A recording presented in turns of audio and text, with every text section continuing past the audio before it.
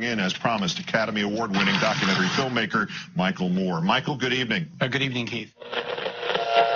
Ladies and gentlemen, here is Rachel Maddow. Good evening, Rachel. Good evening, Keith.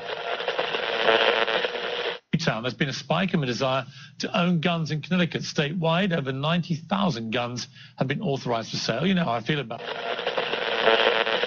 You want answers? I think I'm entitled. You want answers? I want the truth! You can't handle the truth!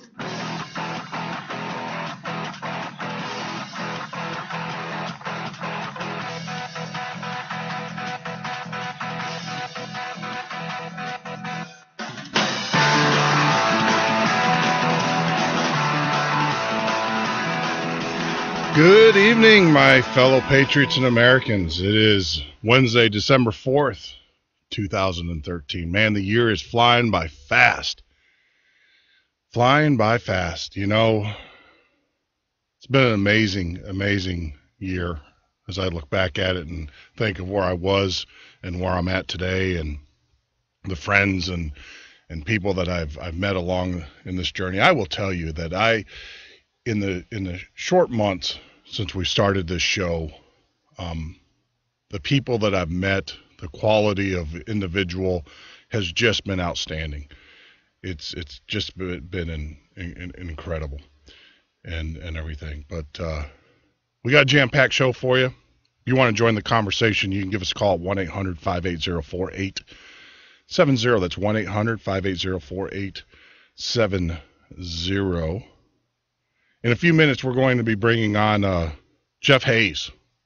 It's an honor and privilege to have him joining the conversation tonight. We're going to be talking about his book, The Rise of the New World Order. This is going to be an excellent conversation. We have excellent conversations with all our guests, but this is a topic that I have been wanting to broach, bring in some experts, been reaching out to some experts to get them in here on our show. And we're finally going to get an expert, a renowned author. He's going to be joining us talking about the rise of the New World Order here in about 30 minutes. But right now, we got some good news. Now, obviously, some of you guys already know, and I just got to say, we posted the website, the new website that we've been talking about all week. We got it buttoned up. We made the security changes in the code, so we make sure that everything's encrypted. We're going to do some other things here in the next day or so to add more encryption to the search. We're actually getting all of the certificates, the HTTPS certificates, put together for the CDNs and everything. We also just did a deal with Amazon where we're going to be broadcasting the website off of their servers on top of another CDN. So we're going to actually have multiple servers. I think by the time we're done, we're looking at about 40 servers worldwide. And for all those that don't know, we've been fighting Facebook for quite a while. Anybody that's in this movement, in the Patriot movement, knows. We've spent a lot of time together in Facebook jail. So I just got fed up with it. And being the Patriot, I can sit around and whine about it. I can be a liberal, cry about it, ask my representatives to pass a law to keep them from censoring us. No, that ain't me. That's not what a patriot does. So about a week ago, we embarked on a journey, and we spun up our own Facebook page, and it is live now. We sent out invitations, and now we kind of we didn't want it to be a debacle. You know what? I'm just going to blow through that commercial so I can bring you this news before we bring Jeff on. So, we, about a week ago, like I said, we embarked on this. And with some advice from you, the listeners, and others who put in input, we kind of moved our resources around and And instead of spending time and everything trying to reinvent the wheel, we just bought a wheel. We just bought the wheel. Something tells me I think we bought the semi-truck that goes along with the wheel too. We've been focusing on making improvements though, speeding up the engine, adding more security, more encryption. The database behind it is all encrypted. So, security is our concern here, unlike Obamacare, which I just have to point out, and I'm not bragging, I'm not boisterous, but I think we all need to pat each other on the back, because everybody helped out with this. A lot of people gave input. So if you go out to patriotfb.com, that's patriotfb.com, you can log into the site. Kick its tires. And I'll tell you, as of going on the show, we have what? We have 4 more people than Obamacare. We have 4 more people signed up in the 2 hours since we went live with the site than Obamacare did in the first month. It's unbelievable. It's a low number, but it's still kind of funny. And we have all the security. Your information is secure. We are, like I said, going to be adding the SSL certificates here the next day or so. Those take time to get spun up, get installed on the servers, and then of course those have to be replicated through all the CDNs, which is the Content Delivery Network, which we're going to have servers throughout the United States. So we teamed up with Amazon, like that relationship, but of course we also have a backup. We have another CDN provider that is going to be displaying. So, like I said, if you want, go out to patriotfb.com. That's patriotfb.com. Join in. You can log in with your Facebook credentials. You don't have to change anything on that. Now, what makes our site different? Facebook, I'm on Facebook. Well, number one, you don't have to worry about Facebook jail with us. The whole purpose of our site is so that you can engage and befriend other people. Now, it's up to that person if they want to be your friend or not. But you can friend as many people as you want. We don't care. What's also different about our site is that we, the users, own the content. So say for whatever reason you want to drop out, you want to drop out, and I don't know why you would, but if you want to drop out of the community, you just send me an email, text me. I'll be your number one friend, right? I mean, since I control the database, since you own the content, all you have to do is ask me. We'll delete it. We can delete the record. The other thing, too, is that have you ever tried to get in touch with someone at Facebook? Really? You can. So, like I said, when you join, you're going to be getting a friend request from Jeffrey Norton, the Midnight Patriot. It would probably behoove you to friend me back. I'm not going to spam you. I'm not one of those guys.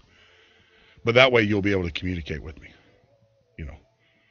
So that's an advantage. We, as in the community, owns the content, not a corporation. The other thing is like I said, our database is secure. And when I say our database is secure, is that the data that goes into the database is secure. So that's an added bonus. That's something that we added. The other thing is we put a chat. We have a chat feature. So you'll be able to not only chat globally, but you can actually chat with individuals as well.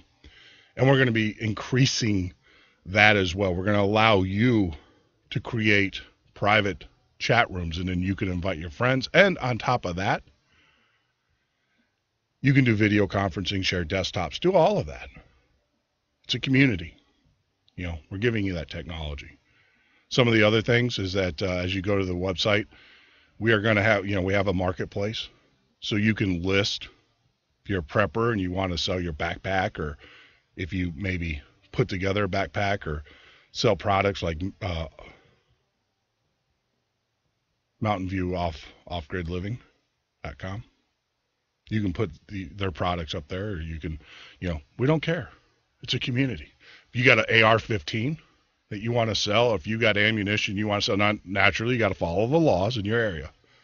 But if you want to do that, all you guys are spending money at Gunbroker, you can do it here as a community. There you go. There you go. It's all about the community. One of the other things that, we have, several of us broadcasters are coming together. We are switching out. There is a podcast section where you'll be able to get 24/7 Patriot podcasts. Now we're putting together somewhat of a syndication network, because like JJ McCarthy, he's on at from 2 to 3, 2 to 4 in the afternoon. I'm on obviously from 9 p.m. until 12 a.m. We got Prepper Recon who does his show. So we've got a lot of different podcasters, and what we're going to do in the podcast section, you'll be able to listen to their replays, but also during the day, you'll be able to listen to them live. We'll have links that will just show up. So we're putting that in. That will probably go in here in the next couple of days. Share videos, whatever you want. This is your site. This is our site. This is built for us, the Patriot community. No censorship, none whatsoever. I do tell you, we do have a community standards, though. I will let you know that. If you want to post something of smut or filth, there's plenty of other places out there on the web that you can do that. We will not tolerate it. It's just the site's not for that. The other thing too is that you don't have to worry about getting peppered with a bunch of games. Game requests, play this game, play that game. I'm not, when I joined Facebook, I didn't join Facebook so I can play video games, play games. So you won't have to worry about any of that. Like I said, this is a way for us to communicate as Patriots. If you have an event, you can invite whoever you want, how many people you want. No Facebook jail. None whatsoever. We don't have it. Now, I will tell you this. Like I said, it is a community. We are a community. If you want to post something on the site that is going to have guys in black suits showing up on your doorstep, that's your problem. So you can do it, but I'm just telling you, even though you don't have Facebook jail, you can be looking at some real jail. So just be aware of that. Just be aware of it. Now, as we grow the site, obviously we sent out the request. Our friends are posting, and we're bringing in more of their friends every day. But we will switch over to an invitation-only model. So we won't have the general public. And the reason why we want to do that is we want to keep the knuckleheads out, right? We want to keep those individuals who come to our types of sites not to enhance or to engage in intelligent conversation, but to be a troll, to be a troll. So we will switch over to that eventually. We do have a forum page. Now we have prepping on there right now. We have podcasts so you can ask questions about the show. You can post content in the show, whatever you want to do. That's what it's there for. It's there for you. This is, and I can't stress this enough, this is a Patriot community website, social network. This is for us. A lot of people, and I want to clear this up as well. Yes, it does cost a lot of money to do this. I get it. Our checkbook gets it. And we're not asking anything. All we ask is that you support our sponsors when we have authors on, support them. Because, you know, everybody has a talent or something that they can lend to this movement.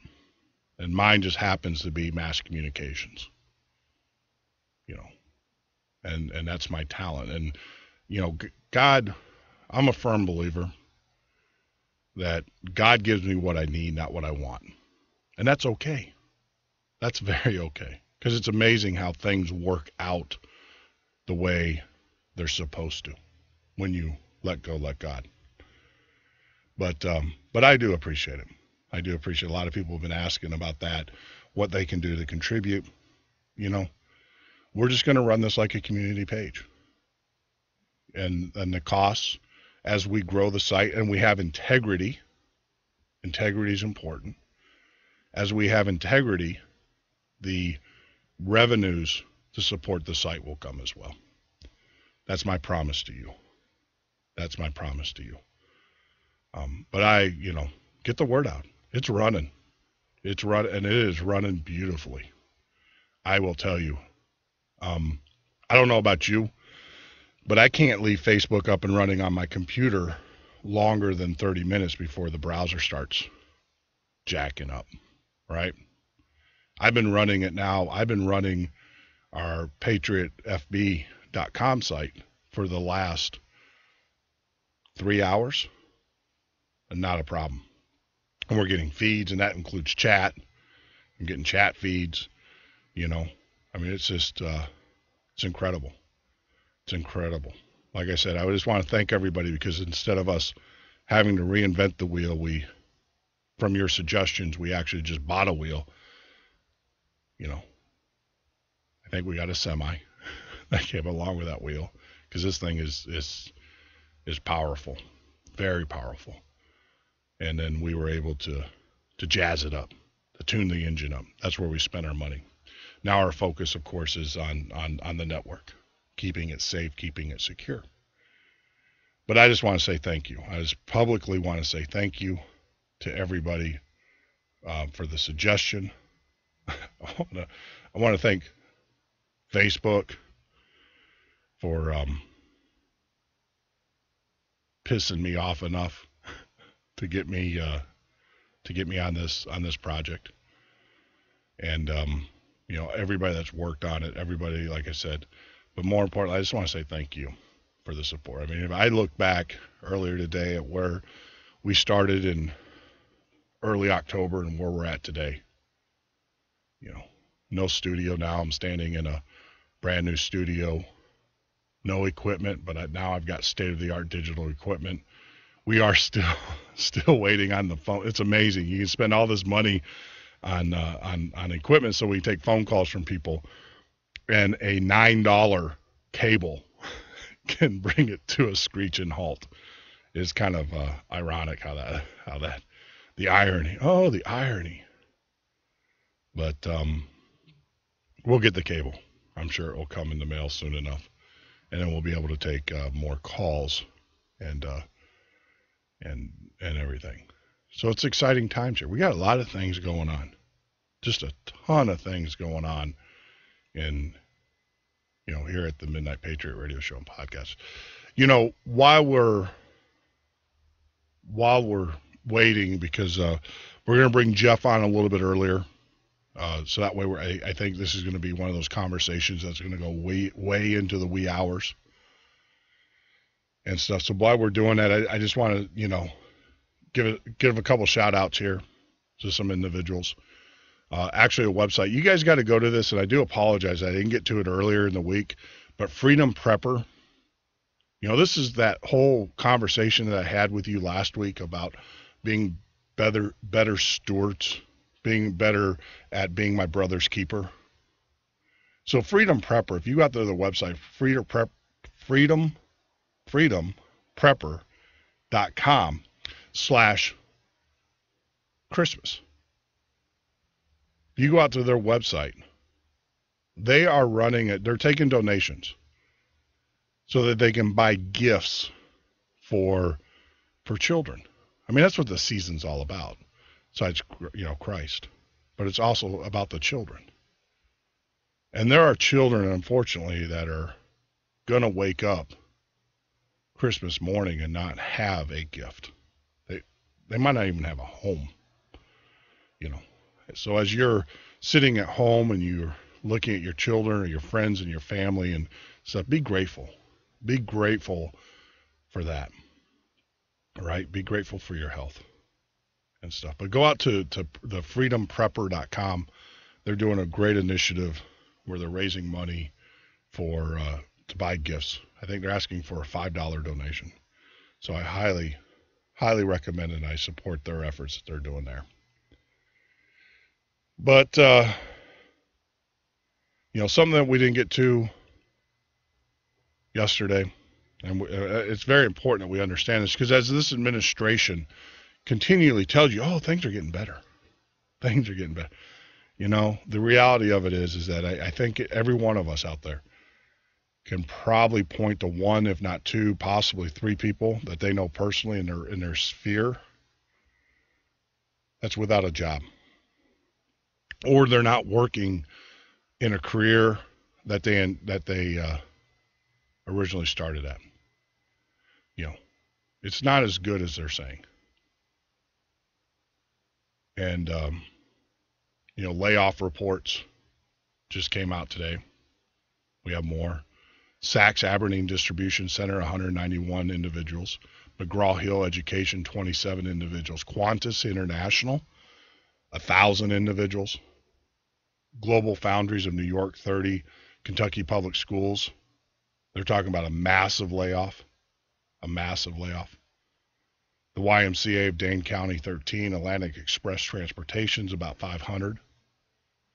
Sun Media Corp, about 200. Hewlett-Packard, about 1,100. Acme BV International, 4,000. Joy Global, there's more coming. MedStar Health, 74. Opner Pharmaceuticals, 177. Owen Financial Corp, 800.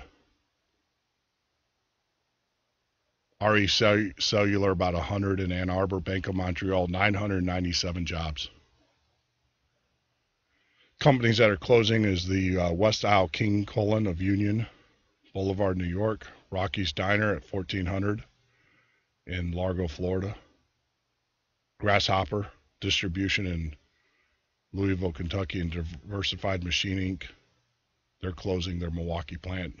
218 layoffs. There's a lot to be grateful for if you have a job.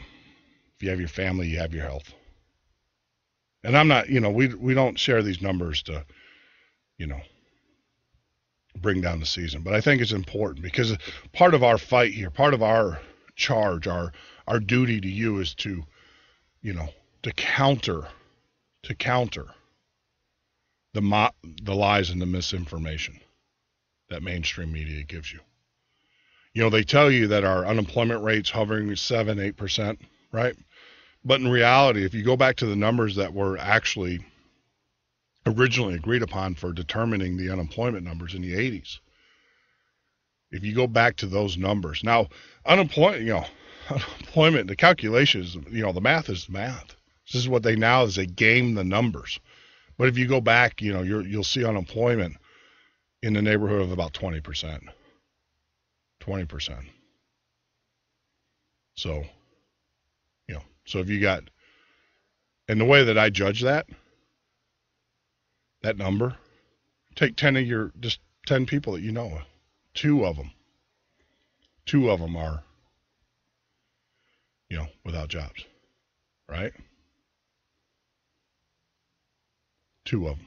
I can name 3 people. I can name 4 people without a job or who are not working in the jobs that they originally went to school for. 4. Yep. That's just going down the list that I know. Those are the real numbers. And, somewhere in the, 20 plus %. That's why we give you these reports. So, you'll have the full information. Now, as you all know, there's a lot of talk out there going on about Snowden. Apparently, the Guardian saying that he only gave about 1%. That's right, about 1% of the files that he had. He's given up. Can you imagine? Can you imagine what else he has? If he only gave up 1%. It's unbelievable. It's going to hit the fan. Now, I will also tell you this too. If you have an opportunity, one of the things, like I said, we can't be selfish. We're in this community. We're in this fight together. And we have to fight on many fronts. And so, in the next couple of weeks, we're going to be bringing on other shows, other podcasters, and we're going to give them a voice. We're going to give them access to our networks and stuff. But there was an excellent show on, it was Tuesday. I want to say Tuesday. December 2nd. You need to get out to it. It's and we have a link to it on our website. So if you go to December 2nd, you scroll down to the bottom, J.J. McCartney, radio show host, been in the business for quite a few years, actually had Dr. Jim Garrow on his site. I knew what they were going to talk about because I've actually followed Jim's work. And we actually reported on some of the issues, some of the things that they talk about. Now, you got to go out and listen to that show. That was an incredible show. And, the more and more I listen to this administration, the more and more I tend to believe that Dr. Garrow is spot on. So go to our website, www.themidnightpatriot.com, and take a listen. It's a 2-hour show. It's an excellent show. Very well produced. Very well produced. Very well polished show. But listen to J.J. McCartney's show with Dr. Garrow. But you're listening to the Midnight Patriot radio show and podcast. When we get back from the break, we're going to have Jeff Hayes on talking about his book, Rise of the New World Order. You can join us here on the web at www.themidnightpatriot.com. Listen to us live from 9 p.m. Central to 12 a.m. Central Standard Time.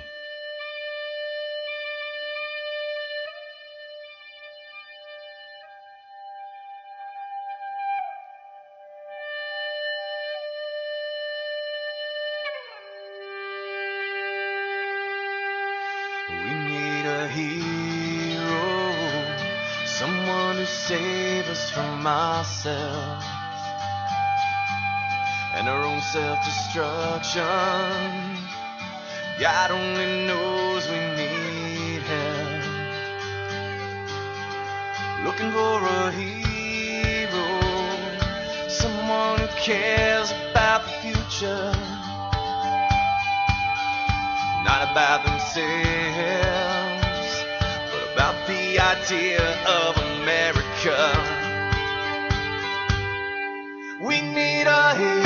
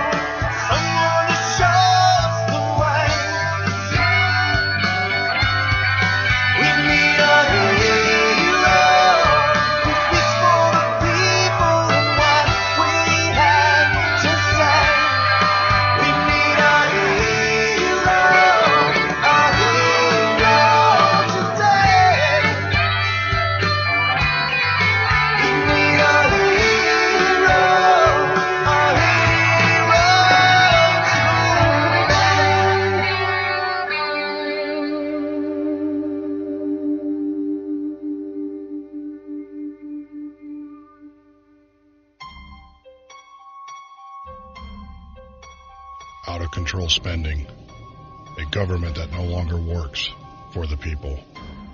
Had enough? Then vote for Stone Anthony for president. Replace politicians with a citizen statesman. www.stoneanthony2016.com. America, welcome home the brave.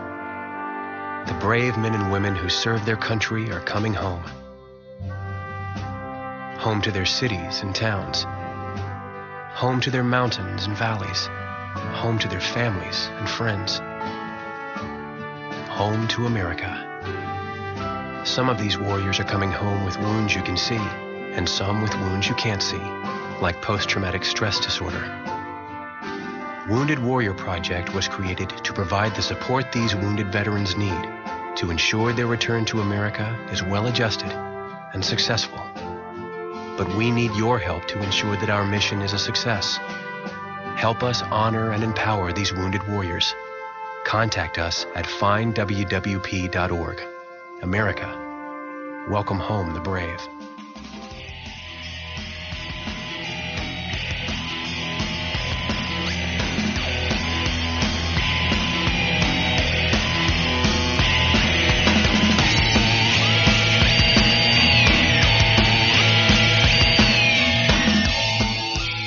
You're listening to the Midnight Patriot radio show and podcast. I'm your host, Jeff Norton. You can join us live every Monday through Friday from 9 p.m. till 12 a.m. Central Standard Time. And 24/7 on the web at www.themidnightpatriot.com for refeeds, news, information. But I will tell you, we're still going to keep the Midnight Patriot site up. But I am just amazed at our new site here, patriotfb.com. That's patriotfb.com. You can only imagine what FB means. No, it actually means Freedom Brother. Patriot Freedom Brother. .com. So, join us on the site. We have the chat room. We have a new feature up where you can actually chat with us during the show, which is very exciting because I'll be able to talk with you. And I understand most people don't want to get on the air and talk to us on the phones and stuff. And I get it. And, to be honest with you, until we get more hybrids, more phone lines in and everything, we have the equipment. We bought the equipment. It's here. But it's a $9 cable. Imagine that. $9 cable is keeping us from spinning those up. But if you'd like to, communicate with us, go out to patriotfb.com. You can join, just by following through. I'm sure you remember how to do that when you joined on Facebook. It's kind of very similar. Or you can just use your Facebook login and your credentials. Now, I will tell you, we don't use that information any way. That is your information. We're a firm believer in that. So, you're not going to get spammed from us. We're not going to sell that. That is just your information of logging in. That's who it is, and that's who we will always be.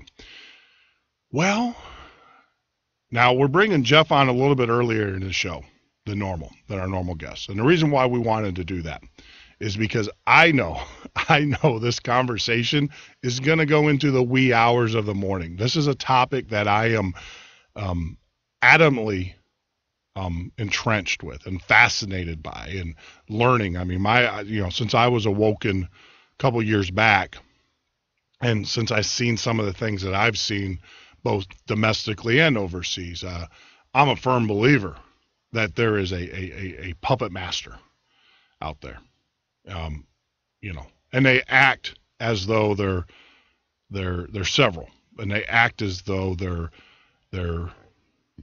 of their own doing, but in action. And Jeff's going to talk about this, I'm sure. What we're going to find out after tonight's show is that they're all in cahoots with each other. So please, let me introduce you to Jeff Hayes, author of Rise of the New World Order. Hey, Jeff, how are you, buddy? I'm doing great, brother Jeff. How you doing? I'm alive, man. I'm grinning from ear to ear. It's when you launch a new website, you're kind of like, is this going to be a dog or not? And it's, I can tell you, we've officially signed up like 4 more people than Obamacare did in the first month. in the first 3 hours. Well, it's not a whole lot. I mean, but we're signing up more and more as the word gets out, and we really didn't broadcast. We actually, invited, a few people. We wanted them to kick the tires and give us some feedback, and now it's funny though, because now they're posting to their friends saying, "Hey, look, you got to get over to the site." And nice. Yeah, no, it's it's refreshing to have a place where we can socialize and communicate with each other, not worry about Big Brother snooping on you, and then number two, not worrying about going to Facebook jail because you offended someone in wherever. And exactly. Yeah, my main account's usually in Facebook jail, but you know how that goes, brother. I got out. I got pardoned for one day, but then they circled back around me, put me back in. I was out yesterday. They let me out yesterday, gave me a pardon, as Stone Anthony and I were joking about. And sure enough, today I was blocked. Well, they're definitely reading what the Patriots are posting, because I've got my the site for my book on there. Excuse me, and Facebook auto hides various posts that they don't agree with, and I have to actually go through and check them and unhide them. Yeah. No, they do. I'm a firm believer, because there was, I know Sue was talking over there at Mountain View Off Grid Living, where she wasn't getting any new posts for several hours, and she kept on posting. It's like, is anybody seeing this? And we were getting her posts, but she wasn't getting anybody else's posts, and there's been many a times where I've gone on Facebook, and I don't know if it's just because of the latency or the, whatever, where I've gone on, and 3 hours later and the same post is there. And then, you wait, 4 more hours, and then you'll get 2 or 3 more posts. So it's one of those things where I don't know if that's by design, if they're I don't care at this point, because we got our own, and we don't. I mean, I'm watching the server, and I'm watching it post, and I'm watching Firefox. Firefox or Mozilla is a huge memory hog, and this thing's just chugging right along. We're happy with it.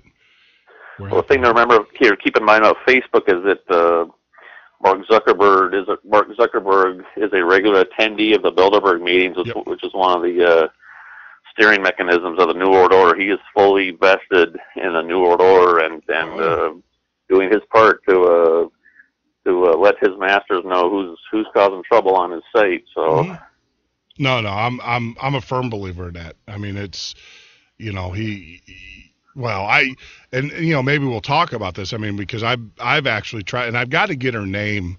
I need to go into my archives and pull it out. But there was an individual who was very well, and maybe one of the listeners out there can Google it for me as I'm talking with you. But there was a CIA. She was actually in charge of this a solution years ago when Zuckerberg was still in college, about building these webs, these informational webs at the CIA. And it just didn't work out well for him. And so she left, and then now come to find out as you know, I don't think you ever leave the CIA. But she went on to other things, and come to find out, she was part of the first financial package that he got, or funding, first round of funding that he got, about $250,000. She's the one that secured that for him. And I'm a firm believer. It's illegal, as you know, domestic. Well, now it's not, but back then it was illegal for agencies to spy on you domestically. But you create a site and everybody's willing to give the information up, and that's not illegal. And they've said that time and time again. So, there are people that are getting on there and laying it all out there, and they're just happy as clams to collect it all up from you. Yeah, they get knocks on. And that's what we tell people that go to our news site. We're not going to send you. You say whatever you want to say, but when the guys in the dark suits show up at your doorstep, that's on you, buddy. That's not exactly. That's not. Well, I'm not afraid to speak for sure, because a lot of people are, but I'm not, because the reason I wrote that book of mine is for my kids, because this whole world is really jacked up, and this new world order is a bad deal. And if I didn't do something, I wouldn't be much of a dad. So. Yeah. Absolutely. I think everybody plays a part in this fight. I mean, I was talking. I got chats coming up where people, I can't stress that. I have the gift of gab and this technology and everything. I have the ability to do that. And this is my contribution to the fight. I'm no more important than the soldier who's out there fighting for our freedom, or you, the author, who's exposing the truth. I mean, we all have a part to play in this, and that's we're all patriots doing our part, brother. Yep, I hear you. So, Rise of the New World. I started reading it over the weekend as promised. Yes, unlike most radio hosts, I actually read the books that are sent to me. And stuff, and some interesting stuff for sure. I will tell you, one thing I love about your book, and I actually like the style of writing in a sense that you pull in well-known, distinguished individuals, and you expose us. You expose the reader to their thought processes and their speeches. I love that fact about your book, the fact that you bring in the quotes from these leaders and the people that that we sometimes aspire to be. Sometimes, we don't aspire to be some of them, but they, in all truth and honesty, I love that about your book and how it's so filled with the quotes and the, and that's powerful stuff when you can hear it in, right from their lips, and oh, exactly. Wow. Yeah. The people that, the founding fathers were very well aware of this New World Order conspiracy. They didn't call it the New World Order back then, but they knew of this Luciferian conspiracy, and they warned us, especially in particular, about a privately held central bank, because that is the control mechanism. Yep. That is the rope they like to get around a society's throat, tighten that sucker up, and we're right there now, gasping for breath, because we had the Federal Reserve got in place in 1913, and look where we are today. Yep. Well, I've always learned in business and growing up, he who has the money makes all the rules. That's it. And I learned as an entrepreneur very, very early on in my life that, in my business, is that you can have the best that, trust me, I've failed a lot more than I've been successful and everything. And I can tell you it all boils down to one thing. It's not about drive. It's not about ambition. It's not about talent. It's not about any of that. It's who has the money in the bank. How's that saying go? It's they rule by the golden rule. Whoever's got the gold makes the rules. That's right. And I'm a firm believer in that, my friend. I mean, totally. Yep. So I mean, it's crazy. So where do we start? I've always suspected, and I'll tell you, I woke up about solidly woke up. I was in a drog for about 7 years, but about 2 years ago, I actually just I said, this is insane. There are people out there, there are entities, there are organizations out there who literally don't want us here. They don't, we're a blight, and they'll do anything possible. And that was a hard realization for me to come to, because I couldn't think that there was that type of evilness in the world. I thought it was gone when Hitler left. If he ever left, yeah. We don't know. But he just took the torch up from Hitler and kept running with it. That's what happened. Yeah. Well, there's actually a good book, and we're tracking down the author right now, where there's a possibility that Hitler was actually in Central America or South America. It's possible. I wouldn't doubt it, man. Yeah, there are, and that was all part of the New World Order. And this whole idea, we talk about this, political correctness here in the United States. That's a product of the Nazis, of Nazi Germany. A lot of Americans. So when you talk about political correctness, you go back to the roots, to the history of it. It started with the social experiments under the Nazis in Germany. So Nope.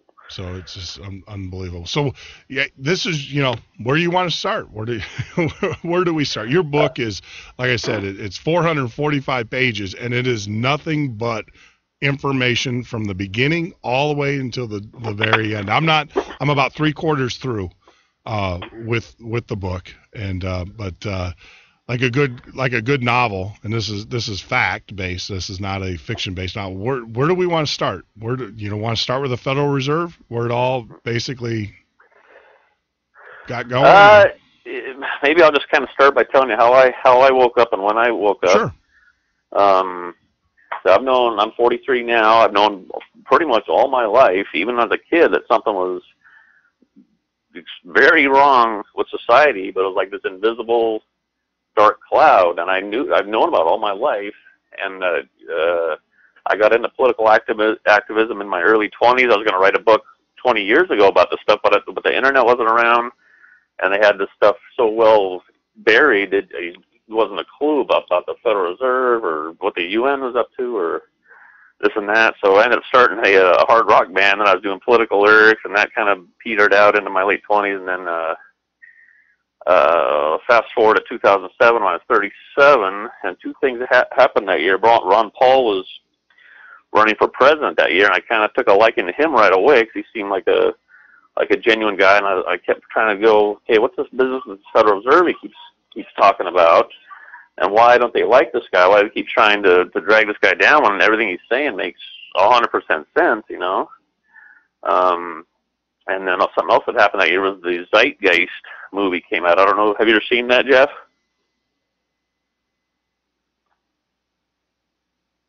Hello? I'm here. Oh, It's kind of like, it's like a conference. That actually rocked me to the core. It really did when I watched. Oh, you did see the Zeitgeist movie? Oh, I did see it. I did. And nice. You got to understand. I mean, I am a Christian, and I saw the first part of the movie. The first part of the show, I was like, holy smokes, are you kidding me? Exactly. Now when I saw that movie when I was 37, I was a total atheist. So that movie, I totally dug it. Thought the whole thing was correct without really looking into it, but it really dug with me, the first part, because he's tearing down Christianity, and I was an atheist back then. But when I started digging into this stuff, it's not, I mean, if you really start digging and doing your due diligence to look into this stuff, it doesn't take you long at all until you have to dig into the religious aspects of this plan. And I come to find out that this whole thing is actually talked about in the Bible. We are warned throughout the Bible about this particular mystery Babylonian mystery religion, which was all started by a guy named King Nimrod right after the biblical flood event. So I just kind of started tracing it back and digging into it, and I ended up finally I was just like, my head is swimming, just all this information. I'm like, holy mackerel, I can't keep track of all this in my head. So I started writing down different facts I'd checked out, and pretty soon, I've got a few pages. Pretty soon, I've got pages and pages, and I've got files of stuff about the Federal Reserve, the UN, 9/11, everything. And so I'm just keep collecting this information, trying to keep it all straight. And finally, I'm like, I'm going to put this into a book just for my own peace of mind, even if nobody would ever read it or buy it or whatever. At least I've got it, the whole conspiracy in my hand, so I personally would know exactly what's going on. And if anybody wanted to know, I could, burn them a file or whatever. But it ended up, things just came together super well, because probably a couple of years into just doing my research, I came back to God and became a born-again Christian, and that's when it really kind of took hold, and the book started to come together, and I got the direction and the motivation I needed to get it all correct and to get it into a book that flowed correctly eventually. But it was quite a labor to get it to what you're reading right now, Jeff. Yeah, no, it's just I don't want to say mind-boggling in a sense, but the amount of information is just incredible. I mean, I can imagine. You could write hundreds of books about any of these topics. So just to try to corral it into just a small 445 pages was a challenge. I mean, I'm working on the next book right now. A lot of information that's going to be my next book is stuff that I just simply didn't have room to get into that first book and keep it under 500 pages. You know what I mean? Yeah. No, it is, and I like the way that how you structured the book, and how it flows and everything. So it is. Yeah, I can imagine. I mean, for this show, we use an online service called Zodero. It's a way of it's usually an academic setting to pull all your sources together so you can put them in a bibliography and all of that.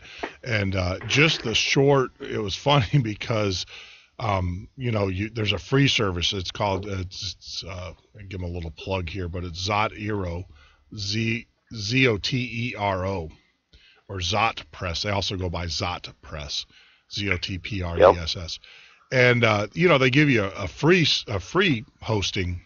And within about a month, I filled that up. So now I'm on the paid. And I think we're up to about 4 gigs. Now, what's crazy is that this is 4 gigs worth of bibliography. This isn't the actual articles. This is just the research that we pull together, the things that I read on a daily basis. It's just unbelievable. It's just, I can only imagine. If you're walking it's a around. vast conspiracy. Yeah. I mean, the next book I'm writing is going to be kind of different, but kind of the same. Where I'm kind of backing us up in history and I'm walking through certain other aspects of stuff that's been really suppressed, like the books that were taken out of the Bible and just all the stuff that happened before the flood that caused the earth to need to be sterilized and be reset back with Noah and his family, and I mean, it's just my head's been in this next book so much. I got to try to keep that out of my mind. Keep on this one for sure tonight. But do people know I'm giving this current book away for free? Did not. I was going to let that's up to you if you wanted to. Oh yeah, it's on my. That was what I was assigned to do. Okay. By God, it was part of my awakening coming back to being a born-again Christian, was that I was going to be shown all this information and shown how to get it all together, but the deal is I was going to get away for free on the internet. Wow. And that's where it is, and people can go download it for free right now at SamaritanSentinel.com. That's my website, and you can download it for free. You can put an email, send it to your friends. You can do whatever you want with it. Just get it out there, because if we don't wake people up to what's really going on, they're just going to keep watching American Idol or that Kardashian show or whatever while all these people are digging our graves for us. So gotta wake people up, man. No, I agree. I mean, we definitely have to. We got to wake up. We have to wake up. Whatever it takes. And I'm kind of like you. I was actually on a radio show another podcast this weekend, and the question was how do you do a 3-hour show 5 days a week, and everything? And it's like, I don't do it. I just show up. I mean, of course I do what I normally do every day, and it's I'm a constant reader. Anybody that knows me knows I'm reading. It was funny. We were joking about, Andrew Breitbart. I know people that know Andrew, and I hear them, they the one thing that they would always say about Andrew is that he always walked around with his Mac, his Airbook, and he was always doing stuff. And said, well, guess what? that's what I do. I walk around with my Airbook, and I'm constantly reading. And so, but when I come to the show and everything, and I tell people this, I'm not bashful about my beliefs at all. And if it offends you, I don't care. I do a small couple minute prayer and say, just give me the words that I need to have tonight. And it's amazing how it just works. It just works. I don't, now I might not be the most polished, broadcaster out there, but I think we get the message out. I think we're effective. Obviously we're effective because we get listeners every day. We get more and more. And exactly. And go ahead. Well, I was going to say, my approach is and stuff is just have a conversation.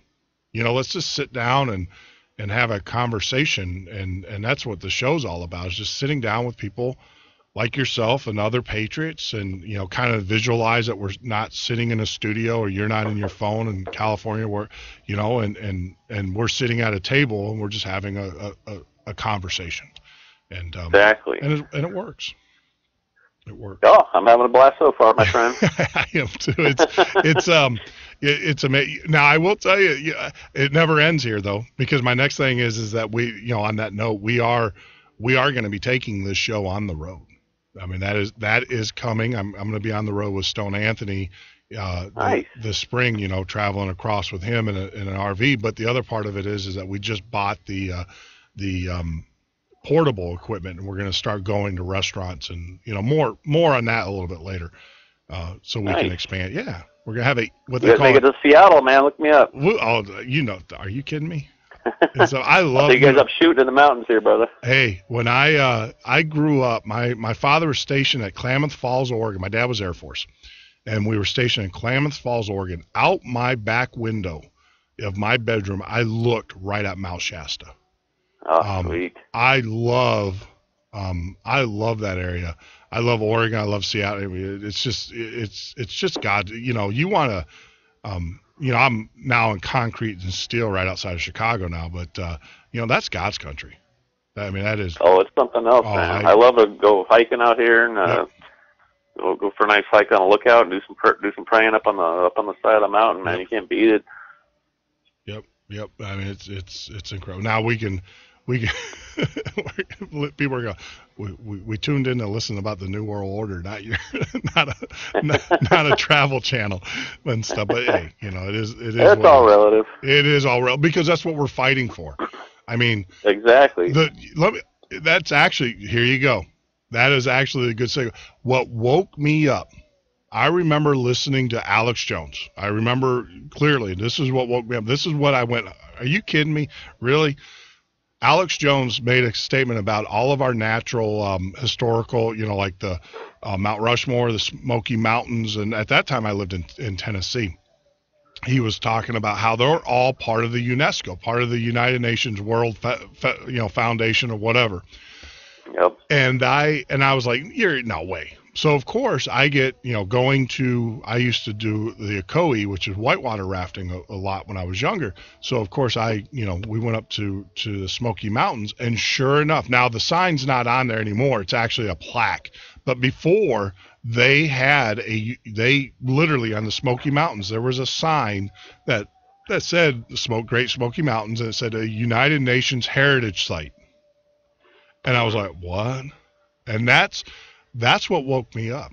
And if you're a nature lover, if you're an outdoors person, a lot of people don't realize this, but under Agenda 21 and under this president, he has taken over something like 13 million acres of private land and turned it, or public land, I should say, or privately owned land, and turned it over, that they're now in control of.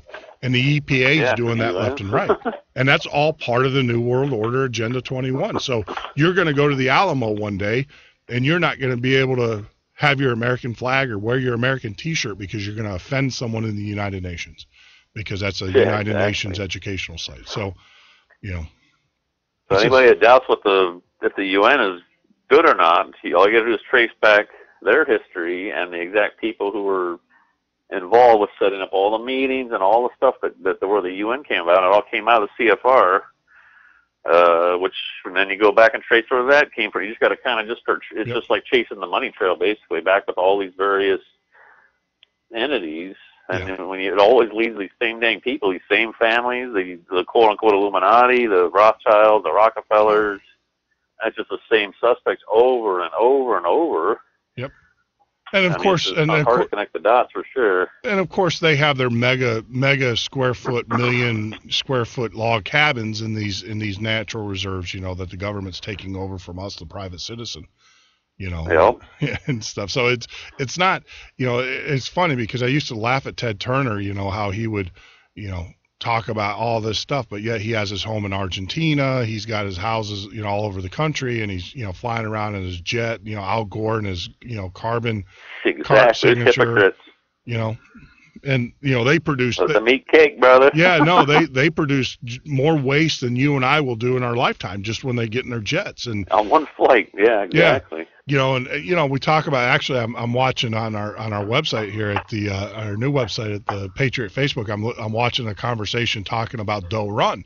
We talk about the EPA and and how they're being used to shut businesses down and everything. And that's we have the deal with Doe Run is, of course, the land reclamation that they're going to get back from that, the federal government. On top of that, more importantly, to the federal government, is the fact that they are knocking out the number one lead smelter or lead producer in the United States. They produce over 80% of our lead. And, that's the power of this government. And that's the power. And trust me, that's the power of the New World Order. And if you don't think that's the case, then, you are definitely living in go back and kiss your unicorn goodnight. Exactly. Hey, to look at everything they're doing and see how that lines up with what rights or what liberties are you going to lose as an end result of what they're doing. And it's very easy to see there's an agenda. Yep. So no, it's just crazy. So you woke up, you had to get this stuff down on paper or your head was going to explode. Yep. and literally. Yeah, I can imagine. And, the sacrifice, I can imagine the sacrifice you made. I know that you said that you have children and stuff, and I know why I do what I do too. I mean, I've got 3 beautiful daughters and a granddaughter, believe it or not, and I know why I do what I do. It is. You gotta kind of weigh. For sure, I want to hang out with my family, my kids. On the other hand, if I got the spare time, or if I can make the time to try to make a better world for them as an investment now, I think it's a good idea to think about those next generations, because they're gonna look back on us, and if we don't do something, they're gonna curse us forever, because we'll be dead and gone, and our kids and grandkids are gonna inherit the tyranny to enforce this debt that the Federal Reserve is running up on. I mean, they're pumping 80 plus billion a month. Yep. Into our economy, and they're expecting us to pay that back someday. Yeah, well, we're $146,000 in the hole. Every American is $146,000 in the hole, and it's one of these things where it's just it's inconceivable, and the numbers get so outrageous that it's impossible as well, and you're right. Yeah, it's ridiculous. Yep, I don't know if you've seen a picture or not. I posted on my Facebook a few times of how big of an area, of how volume-wise, of how much $1 trillion is in $100 bills. And it's literally, it's like 100 feet across, 100 feet by 200 feet by 8 feet tall of $100 bills, and that's just $1 trillion. Yeah. No, it is. No, I've actually seen it. You're absolutely correct. So, let's talk about the we're coming up here in the holiday seasons. The 23rd is coming up on us pretty quickly here. Let's talk about the Federal Reserve. Let's talk about a lot of Americans don't realize, and believe it or not, I know most of our listeners do understand that the Federal Reserve is not federal.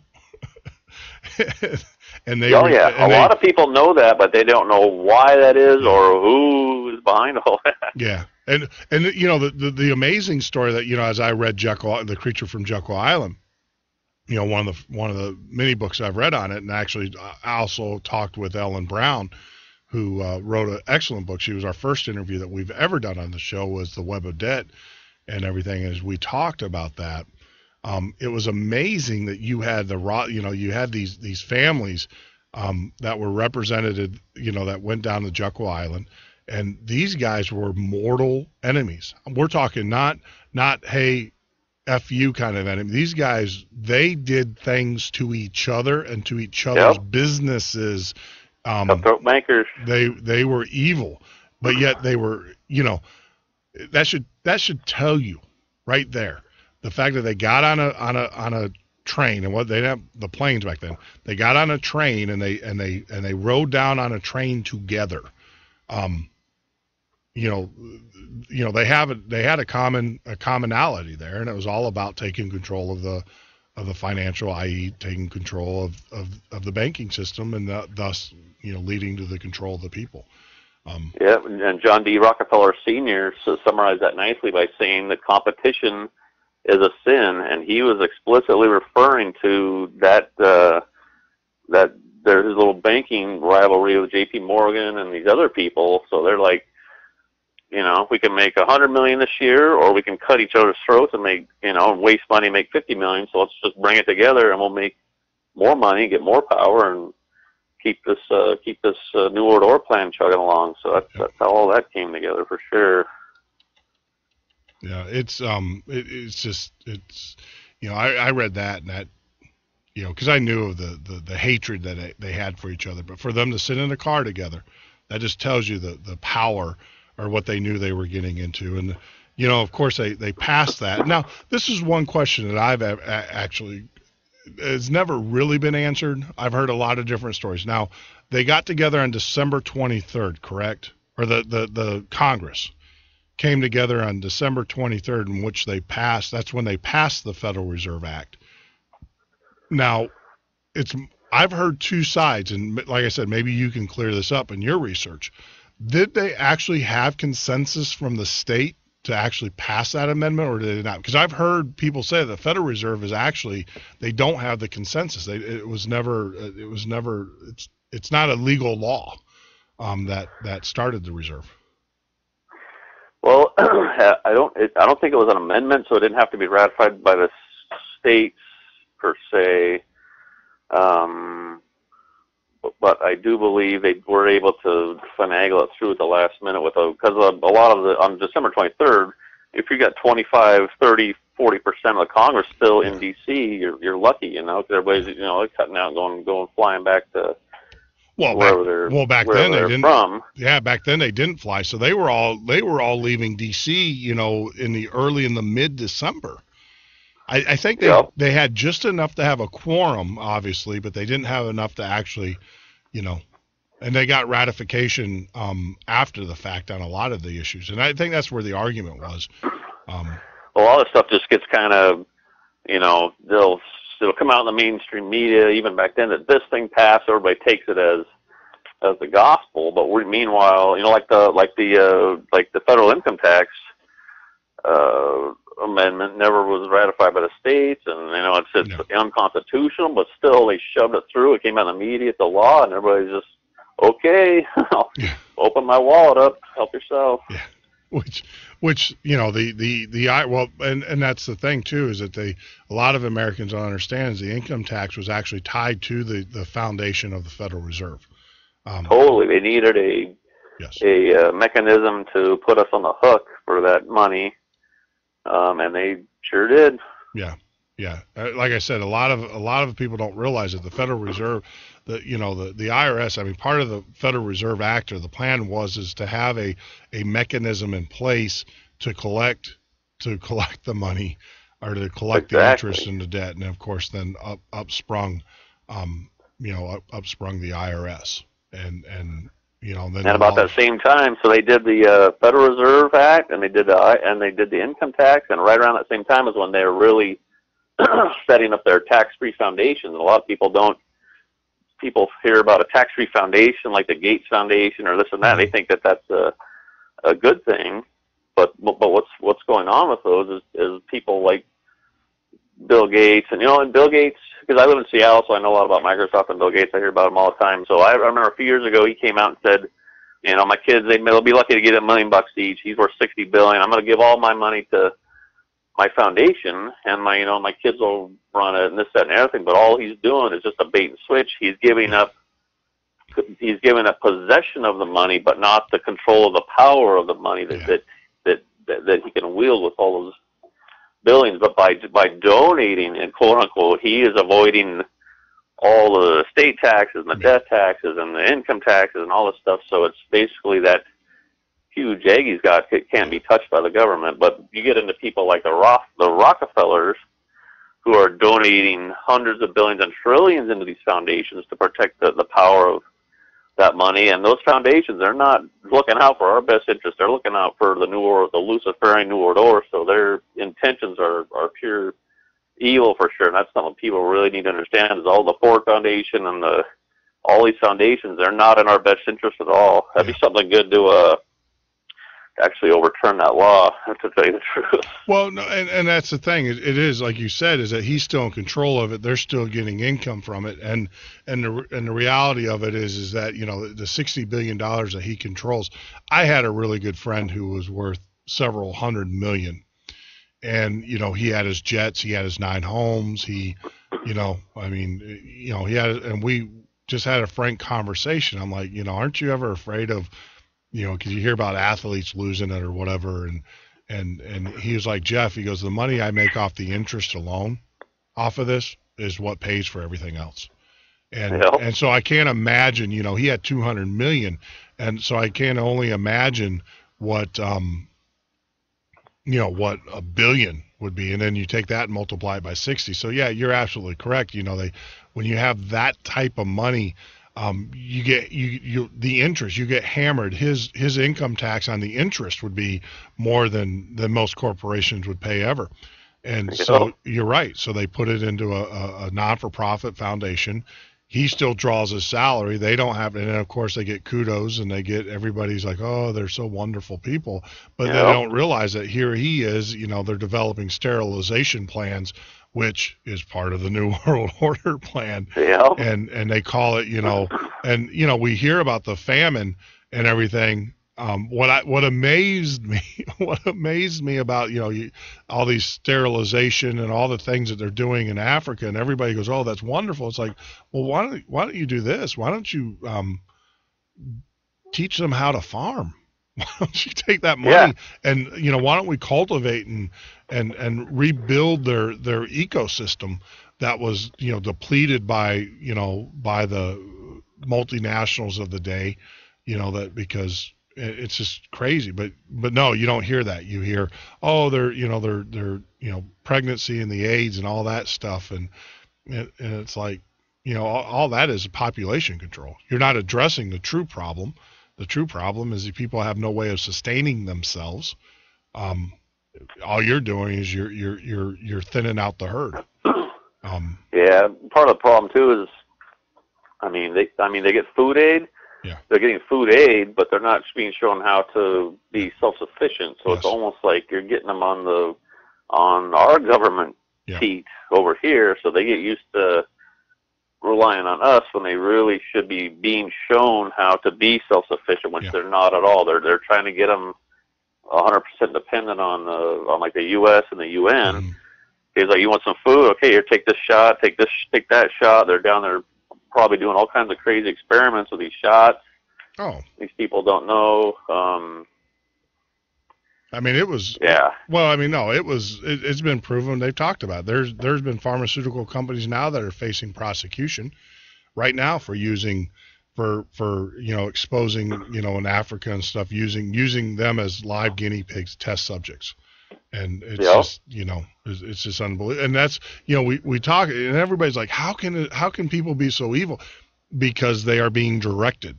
And, you know, and that's why I like about your book is that it, you know, it's like, look, people, I can't remember the study, but there was a study in which they said, if you have an authoritarian figure standing over, there was a gentleman who was part of the study, and they videotaped it. It was a classic study. I'll pull the video up eventually. And they had an authoritarian figure. And the thing was that when a guy got a question wrong, the other gentleman, you know, the guy that was doing the question or answering the question was in a remote room. So they didn't know. And the guy that was answering the question, or that was asking the question, was in another room, and he had a shocker button. And every time the guy that got the answer wrong, he was supposed to shock him, right? Yeah. And what it was is they were testing, can people be so evil? And most people, when they are by themselves, or, you know, you and I, or, you know, they can't be evil. They can't, they don't have the propensity to do that. But the minute they put an authoritative figure over them, like a doctor or whoever, they were able to successfully get that person to electrocute what they thought they were electrocuting the individual to death. And they were able to do that. And that just shows you, you know, the hold on the psyche that these organizations like the Bilderbergers and the WTO and stuff, as a society, people don't want to do harm to each other, But then now you have this authoritative organization above them who are saying you got to do it. Yep. And then people start, their morals go out the window, and their compassion and empathy goes along with it. And that's what we're seeing. That's why, you have vast amounts of hunger in certain parts of the country or certain parts of the world. And, that's just the way it is. I mean. Yep. And the people that are running the show at the top, man, they literally are Luciferians, and they've been running this. The people that are running the world today are the same people, the exact same bloodline families and occult groups that have been running the world since the days of King Nimrod, who was the guy that basically came up with the blueprint for this whole New World Order business right after the flood event. The people that followed his Babylonian mystery religion are the same people that rose to power in Egypt. And then they went over to Persia, and then they're in Greece and Rome, and now they're kind of branched out, but it's the same group of people. I mean, back in those days, way back in those days, those are the same people that are doing the blood sacrifices, drinking blood, sacrificing babies, all the stuff they explicitly tell you about in the Bible. Those are the people that are running the world today, and that is why it's such a jacked up place. Yeah. So, let's talk about Nimrod, when that starts. So what time frame are we looking at? Can we put it in a historical perspective of? So I'm not so okay. So we'll just leave the stuff before the quote unquote flood out of this for now. But King Nimrod was the great grandson of Noah, and he was basically the first. It was considered the first king. And the first one to organize humanity into a great civilization after the flood. He's the one that was responsible for building the Tower of Babel and this, that, and the other thing. But King Nimrod is considered historically to be the father, him and Queen Semiramis, who was his mother/wife, which is a whole another different story. But him and Queen Semiramis started this thing called the Babylonian mystery religion.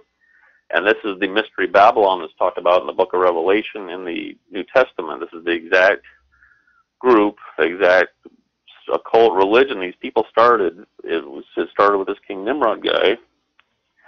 And, so you just got to kind of build a case as to how does this thing get cooking.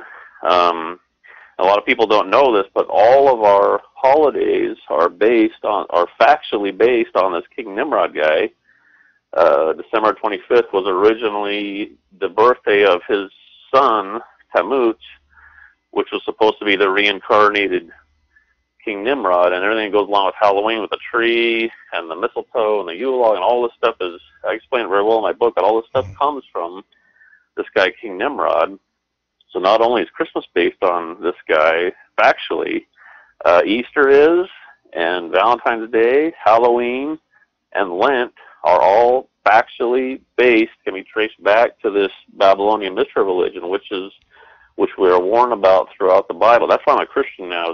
When I came out from being an atheist, I'm finding all this stuff out, connecting all these dots. I'm like, holy cow, there's a huge religious conspiracy in place, and I better get on the winning team. So. Yeah, that's how I ended up getting my faith back. Gotcha. So it started with Nimrod, and then from there it grew to.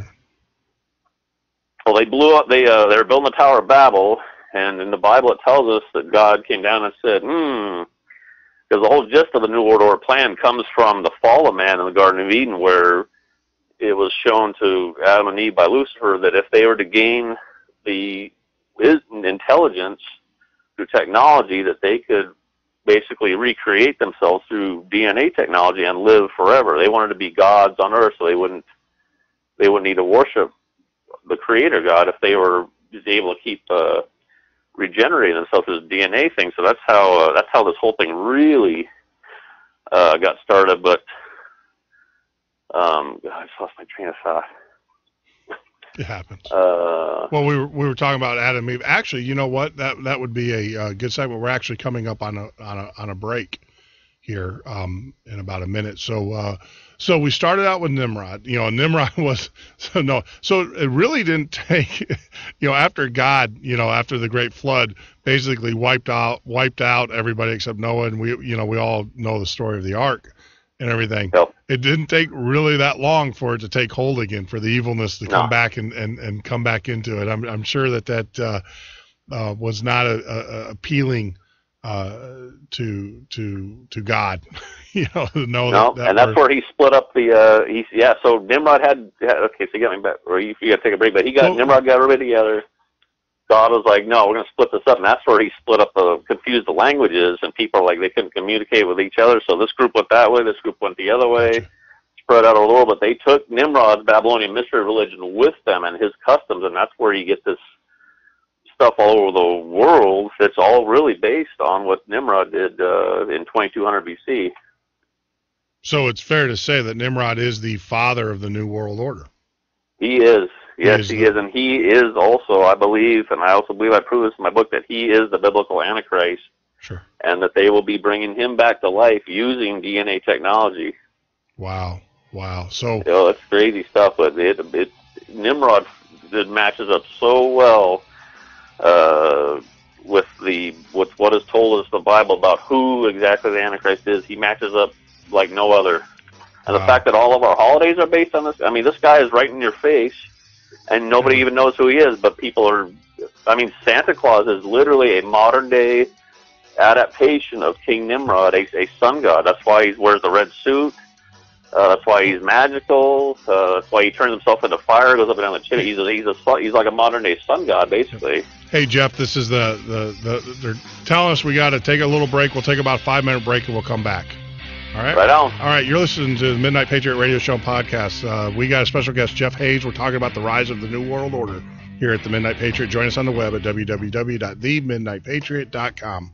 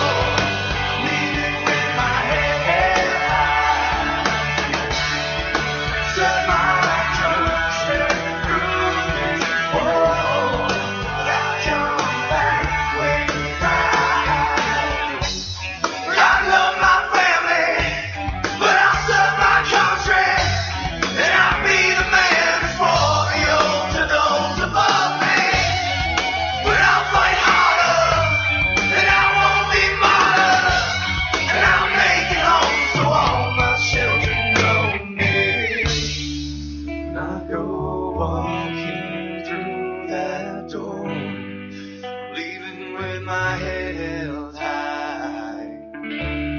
I'll serve my country through this war, but I'll come back with pride. And I'll go walking through that door, I'm leaving with my head held high. Serve my country through this war, but I'll come back with pride. So all my children love me. I'll come back alive. So all my children love me. I'll come back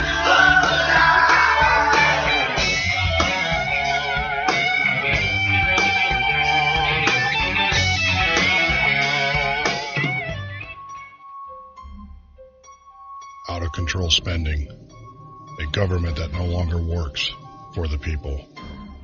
Had enough? Then vote for Stone Anthony for president. Replace politicians with a citizen statesman. www.stoneanthony2016.com.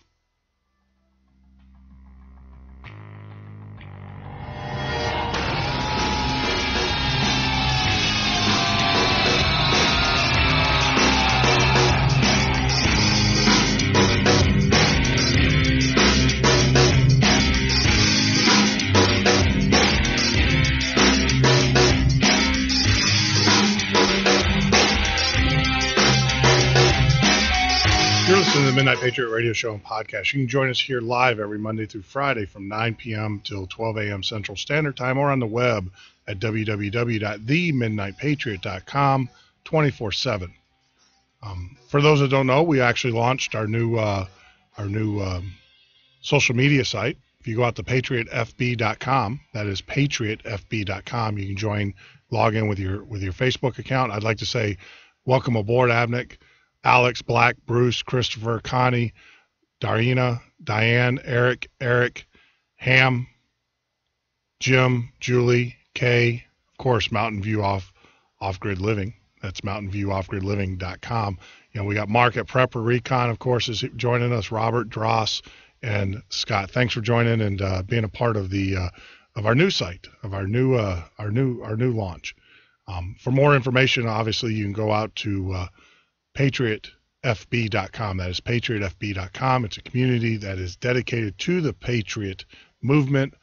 We talk about all sorts of things, prepping, no limitations. One of the things I want to stress with you is that when you do go out to the site, it is owned and operated by us and you. All the content on the site is your content. It does not belong to a corporation. It is not shared with anybody, and it's yours. It's yours.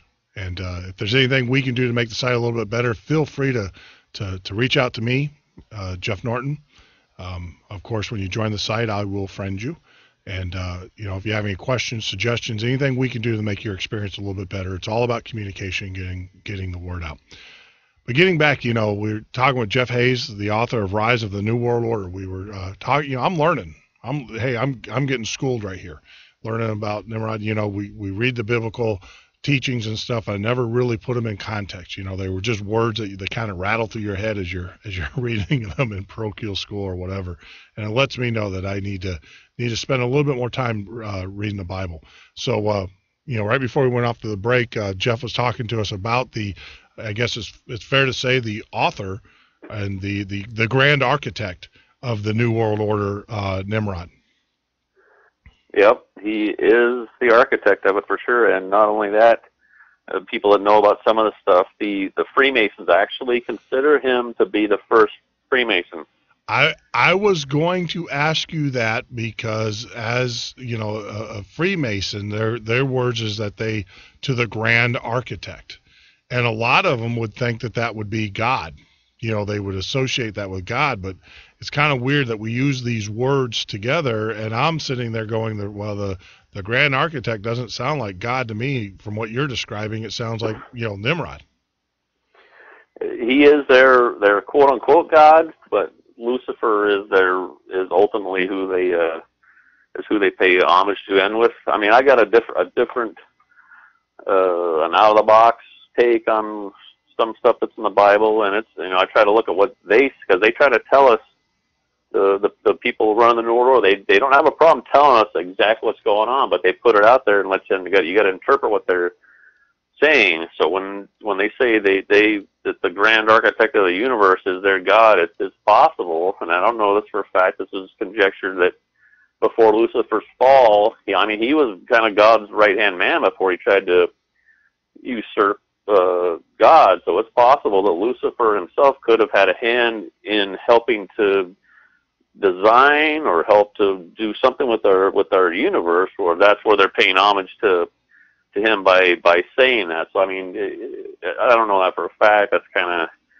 I try to pray on a lot of stuff and try to get the right answers, and I don't know that for sure. But it's just something I kick around in my mind when you come across stuff like that, trying to interpret what they're laying out there for their other occultists to read and know what's going on. But unless you're in those upper echelons of those secret societies, we don't really know what the truth is on their end for sure. So.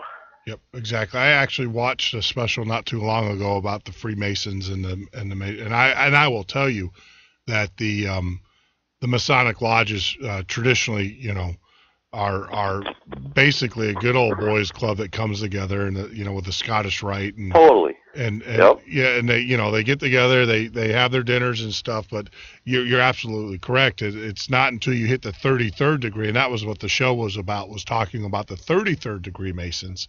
That is where everything is revealed.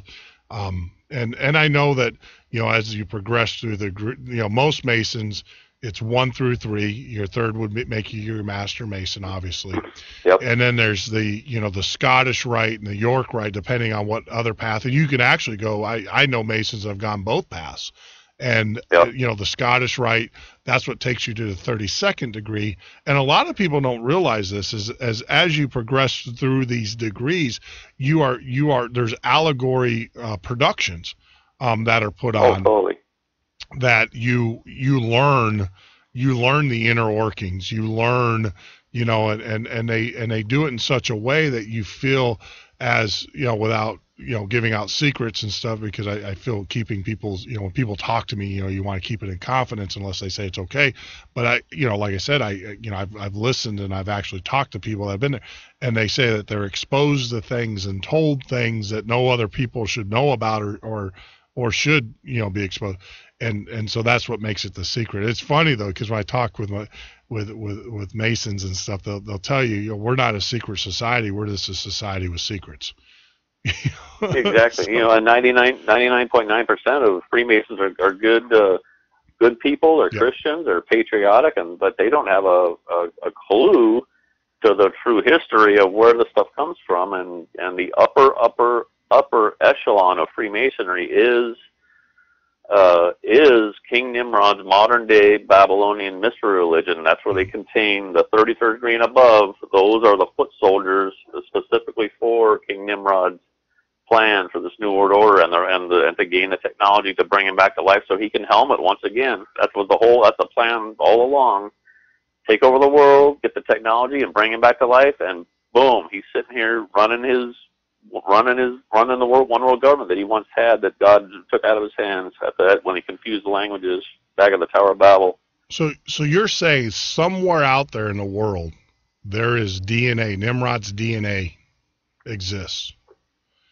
I do believe so, because if you go because they went from, after things blew up in Babylon, God confused the languages, everybody scattered, and the people who were running through the upper echelon of Nimrod's inner circle, they went over to Egypt and started the Egyptian empire, and that's where the legends of Osiris and Horus and Isis all come from. Those are all based on Nimrod, who is Osiris, and Queen Semiramis is Isis, and Horus is Tammuz, and that's factually stuff that you can trace. But what I think happened is they took Nimrod's DNA, and I don't want to get too graphic, but they basically took his Johnson, probably, because these people are really sick, perverted people, and they probably mummified that because that's why they were mummifying all the pharaohs when they got there. The pharaohs were like, "Oh, I want to live forever too." You know, because the pharaoh at the time was the god over the whole shebang. So every time the pharaoh died, they totally mummify him because they wanted to come back to life too with Nimrod eventually. So Nimrod is Osiris, and supposedly they found what they call the tomb of Osiris. I think it was in the late 90s. I don't have my book in front of me now, but they found the tomb of Osiris where allegedly whoever Osiris was, which was Nimrod, was entombed, and it was excavated under the supervision of the U.S. military along with the Egyptian authorities. So, you know, it was a pretty important thing if our military is right there keeping tabs on them, digging up potentially what could be the Antichrist DNA, basically. Yeah. So what I think happened, Jeff, is I think they do have Nimrod's DNA in their possession.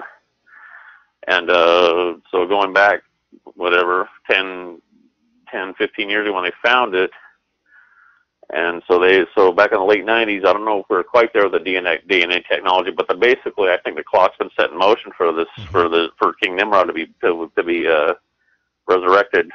Sure. Well, we've cracked the DNA. I mean, we're able to, and there are organizations now or drug manufacturers and stuff that are now, you know, synthesizing DNA or attempting to synthesize DNA from organic materials, inorganic and also organic materials, and it'd be basically gonna be like a Jurassic Park moment. Yeah. Well, I mean, if I get the DNA, they can bring the guy back to life. That's why Walt Disney had himself frozen. Walt Disney was allegedly a 33rd degree Mason in on this. That's why the Disney themes are so dark, and you got these just evil people and all these dark themes in Disney because he was part of their whole deal, and that is why he is cryogenically frozen somewhere. Walt Disney. Yeah. Yeah, I heard. I did hear that. I remember years ago that, you know, someone said that Walt Disney. There's several of them that are frozen because they believe that they're going to be reanimated or whatever. Yep. So it's all part of the fall of man. The whole how it all started. They want to be gods on earth. Sure. And then that lineage, you know, traces all the way up to you know, we got Nimrod, and then another significant point in history, you know, and I don't know if you delve into the Crusaders, you know, and the well, I was say Scottish, right? But the Knights Templar. The Knights Templar were the incarnation, like the Freemasons are today, like the Rosicrucians were before the Freemasons. They were part of that organization that used the occult and the power of money to rise to prominence, and that's where they draw their power from today, is from the money and from the occult, the supernatural. Okay. And so then from there, you know, we talk about, you know, let's kind of speed it, you know, we'll kind of flash forward here and get into, you know, the early modern era with the Rockefellers and the J.P. Morgan Chases and then the Duchess of York and stuff. Now, how do they fit into that ascension? Depending on which people. I mean, like the Rockefellers rose to prominence through the financial backing of the Rothschilds, who were the head of the Illuminati families. Everybody's heard about the Illuminati, and they supposedly were disbanded and this and that, and all they did was go underground and into the secret society, and they've been the people that started that they've been around ever since. They're the ones that own all the central banks in the world, IMF, World Bank, Bank of International Settlements. They control all that stuff. But people like the Rockefellers, you know, they definitely are worth trillions of dollars, but they are not. They were originally henchmen of the Illuminati / Rothschild European contingency. I mean, most of our Federal Reserve is mostly owned by Europeans. Yeah, and that's the thing. You know, it's funny because, you know, here's an exclusive for you. There are a lot of people ask me, you know, why did you do the Midnight Patriot? Now, number one, I'm a night person. I am a night person, but yeah, me too, brother. yeah. But part of that is that, you know, I have several associates and friends in the LaRouche pack, and and we were talking about this, and the reason why we went with the name, or the reason why I went with the name, the Patriot, the Midnight Patriot, was the fact, obviously it goes back to Paul Revere and his right about the British are coming, and I'm a firm believer that the European, the British, the monarch, and everything, their hands are all over the New World Order, and they, I still to this day think that they are still bitter and still upset over us, separating ourselves from the throne, and that their hands are in, a lot of people will say, well, the UK is our friends and stuff, but I doubt that. They might appear as being friendly to us, but I think if the case may be, if they can reclaim their empire here in the United States, I think they would be the first ones here. And that's why that's actually why I went with the Midnight Patriot as a name for our show. Nice. Yep. So there you go. There's an exclusive. I've never talked about that with anybody, but that was when we were, and the things that I know about, the English bankers and everything, that's why we went with that. So England and Great Britain is a pretty interesting country. They're very deeply rooted in the occult. The Druids were part of this Luciferian New World Order conspiracy, thousands of years ago. They were just the latest, way back then, the latest incarnation of Nimrod's Babylonian mystery religion. So, sure. Yeah, it's just crazy, man, just to think about all this. It's just a lot to think about, man. And that's the thing. In your book, let's just go right down the list here. We talked about King Nimrod, right? So we have the foundation. Yep. He's the foundation of which this is all built on. Now let's talk about the bricks and the mortars here. Let me just go down this list here so the readers, and they got to get your book. And obviously, if you're giving it away for free, and we'll post it on our website, of course. And, please do it. Please, everybody, download this book and read it and spread it. Yeah, here you go. Got an opportunity to do some damage to their veil of secrecy here. So well, here's the bricks. We talked about Nimrod being the foundation. Here's the bricks: the Rothschild banking dynasty, the Illuminati, the United States of Babylon, which I want to ask you about that. The French Revolution, Napoleon, Mazzini. Albert Pike, who is the North American, he would be considered the North American father of the Freemasonry, right? A leader of it for sure. You got the Rockefellers and the robber barons, communism, skull and bones, which, most presidents of the United States were members or associated with the skull and bones. Actually, we had John Kerry. It was funny. You had John Kerry and Bush going at each other. They were both members. Oh, it was really funny to watch Tim Russert ask both of them on the air about their membership in Skull and Bones, and both of them said, we can't talk about it. Yep. Literally. Now, what does that tell you? Yeah, exactly. You got Blavatsky, you got Bailey, you got Hitler, you got Crowley, Aleister Crowley, you got Hale, Bohemian Grove, and we'll talk about Bohemian Grove. That's a big one. And occultism, obviously. So, those are the bricks. Those are the bricks of our oppression. So out of that list, obviously we've all heard about the Illuminati coming out of Bavaria, and stuff, but the United States of Babylon.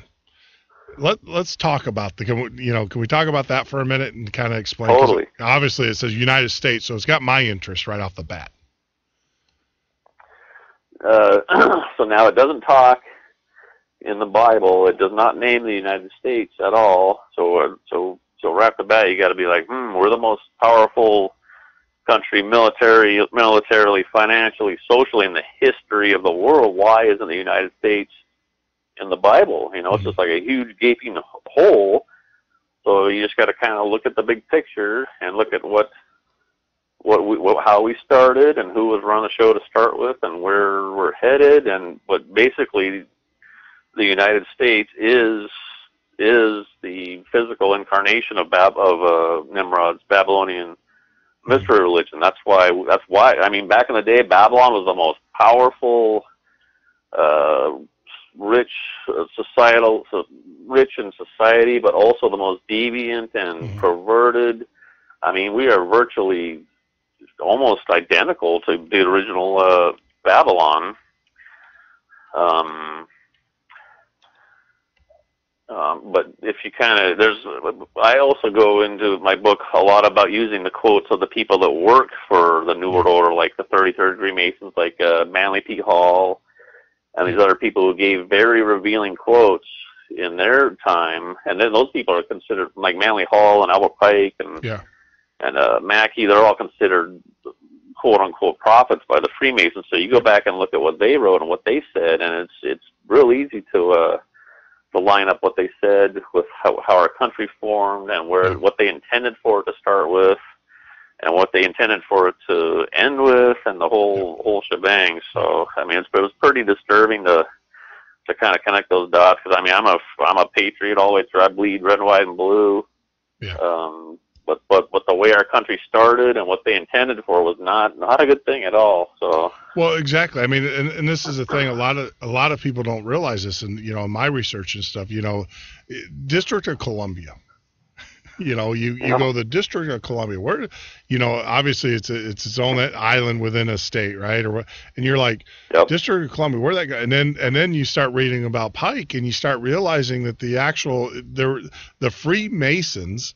There was an organization as the forming of this country called the Columbian Sect. They were the Columbian Sect of the Freemasons.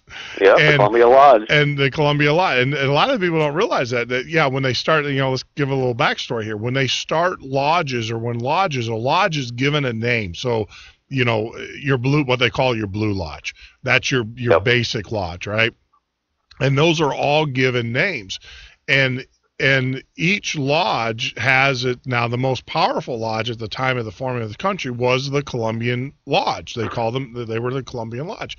So now you back that in and you go District of Columbia, Columbia Records, CBS. Oh, yeah. So let me add something in there real quick before you go into all that. Columbia is factually another name for Queen Semiramis, who was King Nimrod's wife / queen.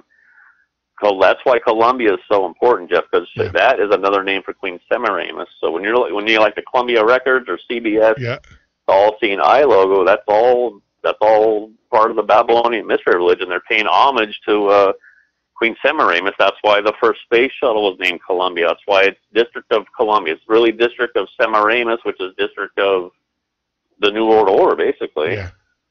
Yeah, that's just. I mean, when I heard that, and then because I was always like, where did District of Columbia come from? Where did that come from? And then I heard that Pike and the Columbian Lodge, the Blue Lodge, was the Columbia faction of the Freemasons, and that's where all these names come from. And then now one of the things that I'm starting to get into the number theory part of these conspiracies, and the layout I am finding and the research, it's just uncanny.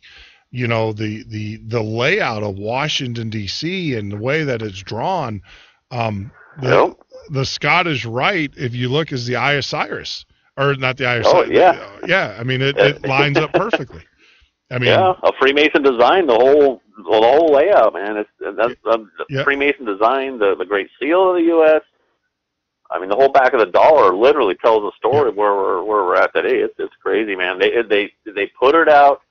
They have so little regard for us, Jeff, as thinking humans, that they feel they can put it right in front of our face, and we're not gonna catch on to it. But we are catching on to it, man. Yeah, you count the feathers, you count the things. They have the classic. Sacred geometry, brother. I could not believe it, but I pulled out, because I watched. I'm starting. Like I said, I'm awoke. I'm awake with all of this, and I started to do more research, and I found out that you look at the dollar bill. If anybody's got a dollar bill, I ask you. I don't have one in, but I've seen enough of the videos and watched it.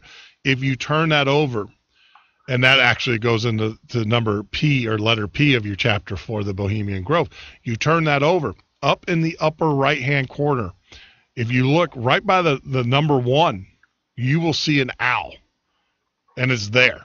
I mean, there is literally an owl up in the upper corner, and that is in reference, obviously, I should say the Bohemian Grove, the idol that they worship there at the Bohemian Grove is an owl, and that's Molech, who came from King Nimrod again. Molech and Baal, all those guys can be traced back to the father of paganism, who is Nimrod. So So it's kind of, from reading chapter 4, what I gathered is that you had the power, the true, I want to say, the dynasty from Nimrod. You had the bloodline or whatever from that, or the organization, and then everything else was the financial, the financial institutions that supported those, and then of course the political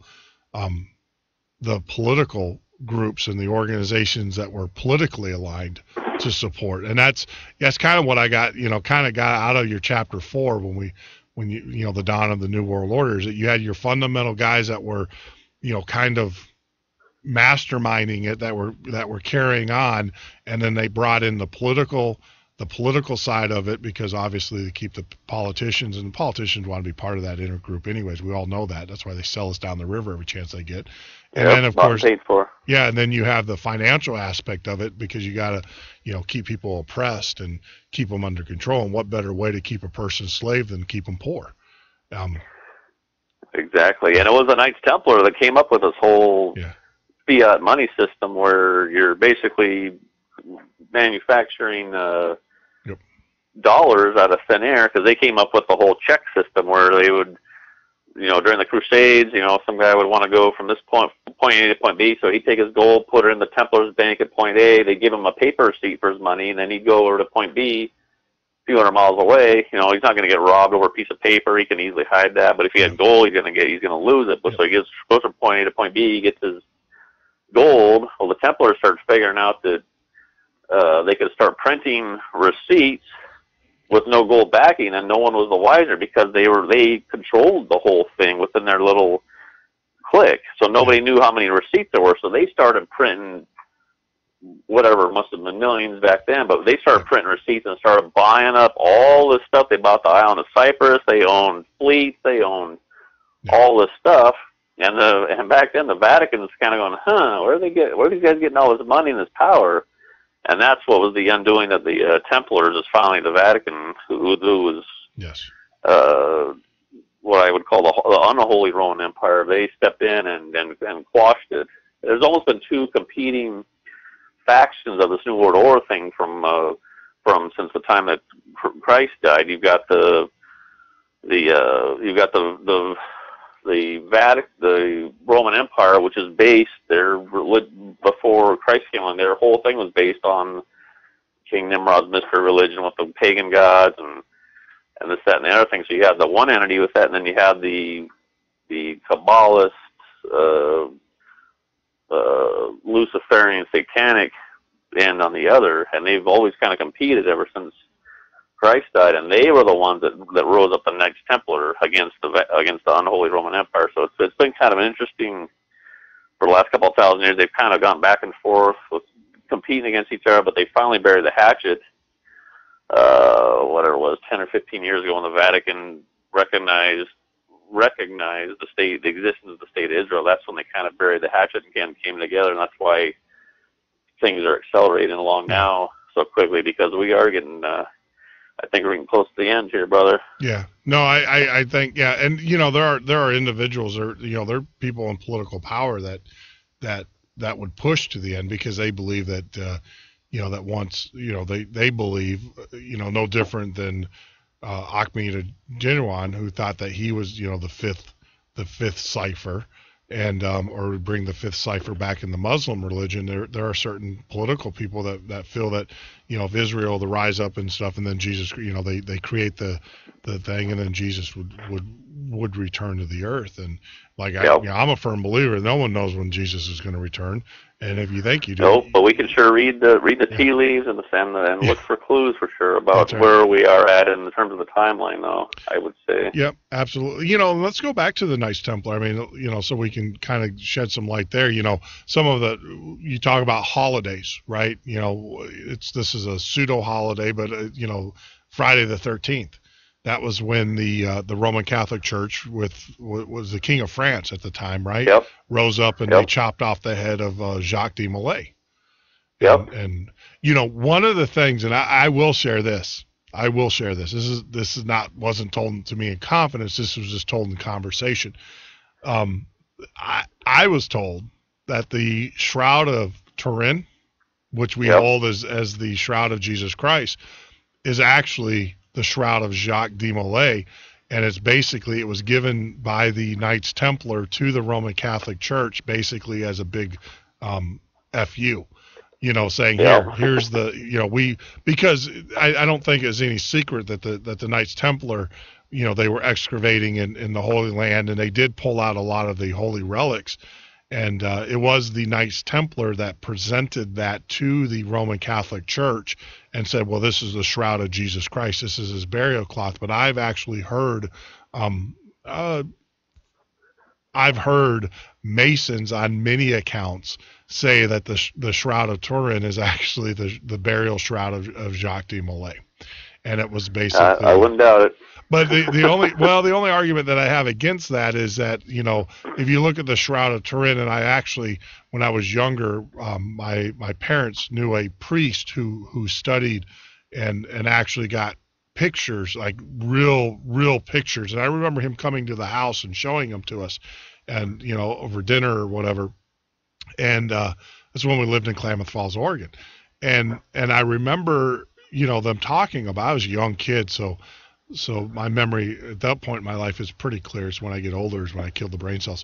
But but the thing was is the head's still attached. Now we all know through history and through account that wasn't Jacques de Molay's head severed and then also put on a pike.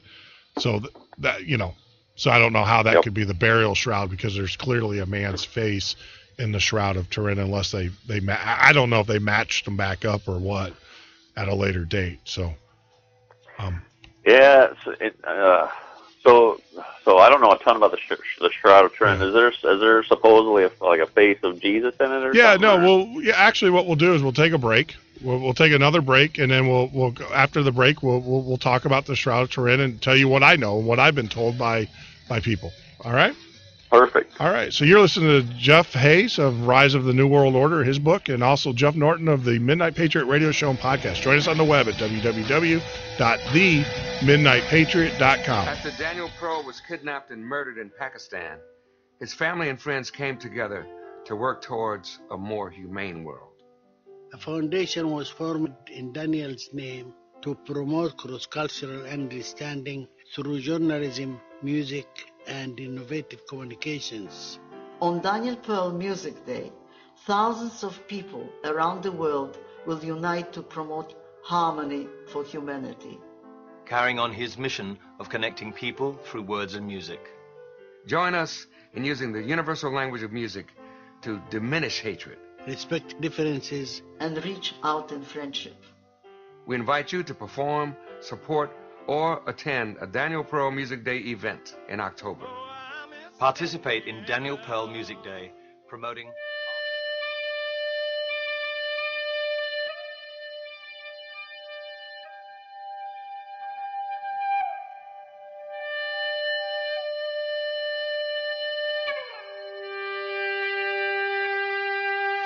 We need a hero, someone to save us from ourselves and our own self-destruction. God only knows we need help. Looking for a hero, someone who cares about the future, not about themselves, but about the idea of America. We need a hero, someone who shows the way. We need a hero who speaks for the people and what we have to say. We still believe this land of the free is still America. We still believe in the land of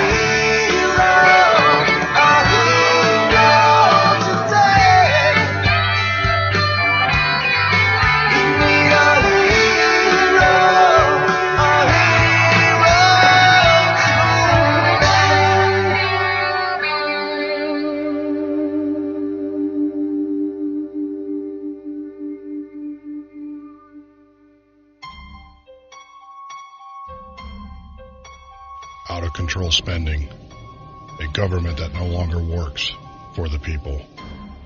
Had enough? Then vote for Stone Anthony for president. Replace politicians with a citizen statesman. www.stoneanthony2016.com.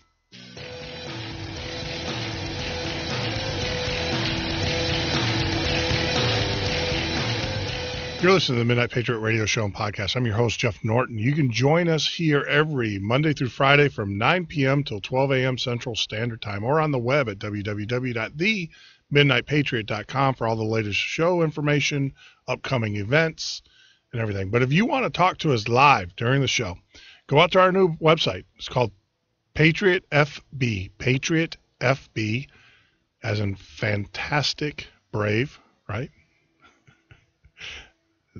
.com. That's patriotfb.com. Log in there. You can log in with your Facebook, your other FB account, and join in the conversation, join in the chat. There's a lot. We have a free chat service that's up there. You can talk to us. You can talk to other members out there. But, that's the best way you can support what we're doing here is go out to patriotfb.com. Also, of course, the midnightpatriot.com for all the news and information. Tonight's show is brought to you by Mountain View Off-Grid Living. That's mountainviewoffgridliving.com. Give Sue a call. Actually, don't give her a call. You can actually join her on the website. She's in the chat room right now for all those that have prepping questions. I'll tell you, very knowledgeable, extremely knowledgeable. Been doing this for 30 plus years. Can tell you, plus and minuses pretty much and I'll use her words. She's made every mistake possible in the prepping, so she can help you avoid some costly mistakes and everything. Now, the other thing I want to mention is that Mountain View offgridliving.com has a Christmas special going on. They have an incredible deal on canned meat. Now, this is not spam. This is not, that nasty spam that however you want to prep it to make it goes down. This is actually real meat in a can. Outstanding pictures on the website. If you go out to patriotfb.com or actually go out to her website, www.mountainviewoffgridliving.com. They're running a holiday special on canned meat. I'm looking at, Sue, I just got to tell you, don't ever do that. I am looking at probably one of the best looking, is that a pulled pork? I'm asking her because I know she's listening and she's also communicating, and I'm watching her chat. Now, is that a pulled pork barbecue sandwich that's up there? Because that thing is just making me hungry. So, give Sue a call. Getting back to the topic at hand, right before we went off the break, we were talking about the Shroud of Turin with our guest tonight, Jeff Hayes, author of Rise of the New World Order. One of the things that I was sharing with Jeff is some information that I got from some highly placed Masons that I know and know of, and they were saying that basically the Shroud of Turin was Jacques de Molay's burial shroud. So I'm just kind of curious, and Jeff, if you knew of anything. But going back to your thing, yeah, it's a Foley. It's obviously it was a front and back shroud, or a front, kind of like a linen blanket that was laid over from front to back. So when it's laid out and it's full AVAC, it's you have the front, you have a face, you can actually see a face, and then you also have the back of the man. And it's pretty amazing. It's just really, really amazing to see. Now I know the Vatican, they did some testing on it, but now they basically said no more. They can't do it. They're not going to allow. And it was actually in a fire. It had some fire damage as well, and everything. So that's all I know, Jeff, about the Shroud of Turin. They probably don't want any more tests on it because it's probably a fake. Just what I've learned in the last few minutes from you, but also what I know about the Bible, and that is we are not supposed to have or make any images of God or Christ or even the angels, because that basically goes back to idol worship, and it says that in the Ten Commandments, do not make any images of what you think might be what we might look like, because you will give that image the honor and the respect and not the invisible entity that is God and Christ. Yeah. So I would immediately question the authenticity of it, because we don't know what. I mean, Jesus is not a white guy with blue eyes and blonde brown hair. He would have olive skin and dark hair and dark features. So this white guy that Jesus Christ has been portrayed at is not what he looks like. Is not what he's going to look like when he comes, and that might be part of the deception. Yeah. It's hard to say, but I mean, you just always try to go back to the Bible and then dig in and see what the Word's got to say about stuff like that. Well, and that's the thing, and I'm not here to disparage, any form of Christianity. I grew up, I was raised as. That's all my opinion too. Well, no, it's my fine. take on it. No, it's fine. I mean, I was born and raised as a Catholic. I actually was an altar boy for bishops and stuff like that when they traveled they came to military bases and stuff. My brother and I we went to parochial school and everything, and then I kind of I rebelled from day one. I was the one that when we went to parochial school, I was the one that would purposely sing off key, so I'd get thrown out of mass in the morning because we had to go every morning and everything. But then as I grew older and was able to form my own opinions and stuff, a lot of people don't realize, the Vatican City, for a place that's supposedly supposed to be holy, is very wrapped up in mysticism and occult. I mean, you walk through the Vatican City, they have on their floors, they literally have the horoscopes, that are, in the marble, and they have the towers that apparently, the Roman and also the Egyptian obelisks and stuff. And like you said, you would think of all authority of the Roman Catholic Church. If the Bible says you're not to worship anything, you go to any Catholic church and they got all sorts of things up there that you worship, and that, trinkets and stuff. And they say, well, it's to help us remind us of our faith. And I'm not putting down, I'm just saying you got to kind of go, with the Bible. That's why I'm a firm believer, to each their own, but I'm a firm believer. I would rather just give me a Bible, let me sit and read the Bible for an hour. I mean, that's my church, and stuff. And I would like to do that with other people. I don't need, I don't need trinkets, and I don't need pictures, and I don't need stations of the cross to remind me of the sacrifice that Jesus Christ made for me. I am not that shallow in my religion where I need to be constantly reminded of those. But, to each their own, right? To each their own. Exactly. And then the Vatican, the Roman Catholic Church, basically they took, when Christ was born and did his ministry and died, the Roman system was under the latest incarnation of Nimrod's Babylonian mystery religion. That's why they had all the various gods they were worshiping. They had something called Saturnalia going on, which was on Christmas, which was just basically a giant sexual orgy of drinking and fornicating. But when Christ came and went, and his followers started, they could see the smoke rising out of this little ember that Christ set out there. And as the thing started to grow, first we're at the bat, they're like, we'll just start feeding these Christians to the lions, and that'll, they'll get rid of them real quick. But the faith, the Holy Spirit was there, so it kept growing. And finally, people running the Roman Empire were like, if we don't usurp this thing now, it's going to rise up, and we're going to lose our jobs. They're going to throw us to the curb. Yeah. So they, instead of fighting it, they took it into their camp and melded it with their version of the Babylonian mystery religion. That's where you get the whole worship of Mary through the Catholic Church. It literally is worship of Semiramis, because all this whole deal with that was started with Nimrod. It was a counterfeit of the prophecy of Christ with the virgin birth and all that. But they knew that back then, and so they counterfeited it way back then and pushed that forward. That's like with the Isis, Osiris, Horus thing. I mean, Horus was supposedly born of a virgin birth, and just right down the line, they just counterfeited the whole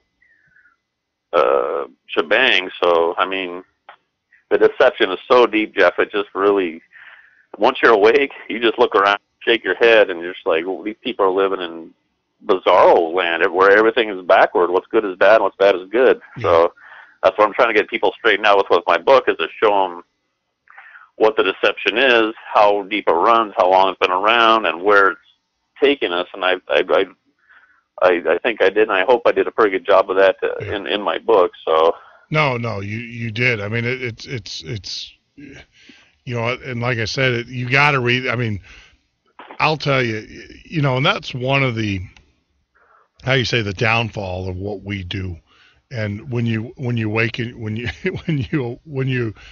remember that movie with Roddy Piper called They're Alive or something like that, you know, where he put on the glasses and he realized that when you put on these glasses you can see that everybody was aliens, or that the world was taken off.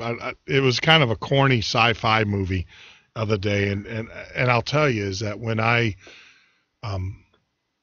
got into this business and I started to do the research, it's amazing. I mean, and there's times where I shudder from the knowledge, from the insight, and there's times where I embrace it and go, well, you know, I've been given this for a reason, right? I've been told exactly. this. I've been told this story, or I've been shown this path and everything for a reason. And now it's kind of like, then the voice kicks into the back of my head. What are you going to do about it? And of course, naturally, we're going to expose it, you know, because there are a lot of people who are still, even within our Patriot movement, they don't know what they're, you know, they hear about like Obama, and they hear about what he's doing and the constant lies and everything. They hear about the Common Core, and they see that, and they think that these are just entities or individuals or organizations that are basically doing their own thing, and they don't realize that they are actually entities with the same outcome, and they're working for the same master. And what they do, and you know, I love the one thing I really love about your book, and I was going to ask you if I get permission to actually record that and use that, because we do a thing, If I Were the Devil by Paul Harvey, the Secret Covenant, you know, that whole section where the Secret Covenant that basically starts your book off, and it talks about how these organizations or these entities seem like they are in chaos or they're at conflict with each other, but in actuality, they are in concert with each other. They're not in chaos. They are definitely in concert with each other. And that's all by perception. That's all, you know, deception and perception, you know. So it's just, you know, I mean, that on page 8 of your book, right off the bat, I read that and I was like, holy smokes. You know, that's... Yeah, that was a pretty power... I came across that randomly on Craigslist, actually. It had been floating around in the personal section, but, I mean, that literally sums it up in just a couple pages about what the... Now, was it a parchment? Did someone wrote it, or was it a parchment, or...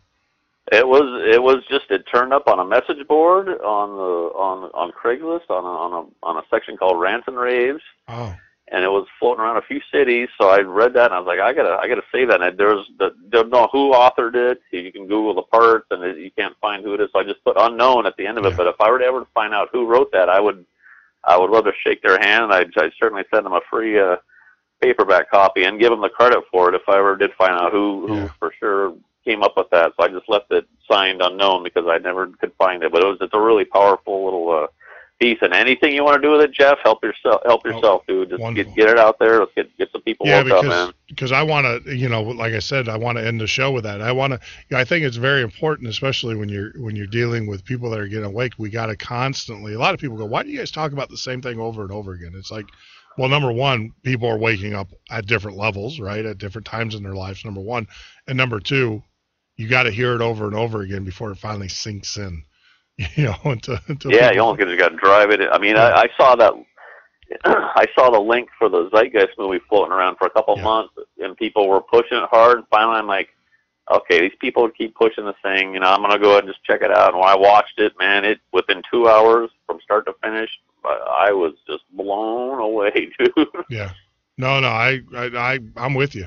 I mean, I am with you on that one. I saw it too at the very beginning.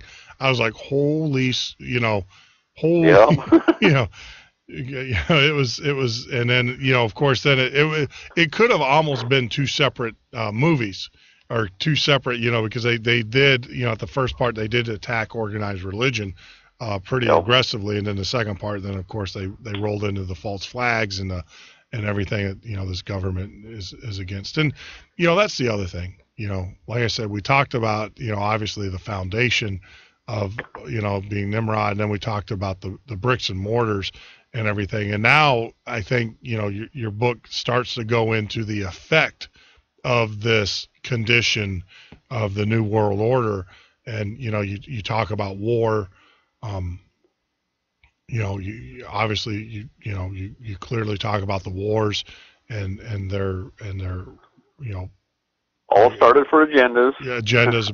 Oh yeah, absolutely. Problem, reaction, solution. They wanted something to happen, so they had to get this thing in motion to get to go the roundabout way to get what they wanted at the end. That's how the whole First World War came about. They were looking to get the League of Nations in place, which is right after the war ended. That's what they tried to get through, but most of the countries were like, no, that's a grab for power. That's an attempt to set up a world government. So they regrouped, crashed the economy in the Depression, brought Hitler up, and went through the whole World War II rigmarole, and out of that came what they were after all along, which was a one world governmental body, which is the United Nations. Yep. Which is crazy, because that's the other thing too, is if you go in and you're right, it's out there in plain sight. If you go into the United Nations and you look at the fresco right behind, the in the meeting room, and you look at that, that thing is sadistic. The painting, yeah. I mean, it's just unbelievable. And, and that just tells you the level that these individuals or these organizations are at, because they hide it in plain sight. I mean, it is sitting right there, and you just have to go look at it. Most people, they don't realize, they don't really look at the imagery behind it. Go out to Denver Airport, the new airport. Yeah. I mean, the imagery behind that is incredible. I mean, it's just disgusting, but it's out there in plain sight. I mean, it is. And people are like, oh, so that was an artist. You don't understand. The artist was picked for that imagery. There's a reason.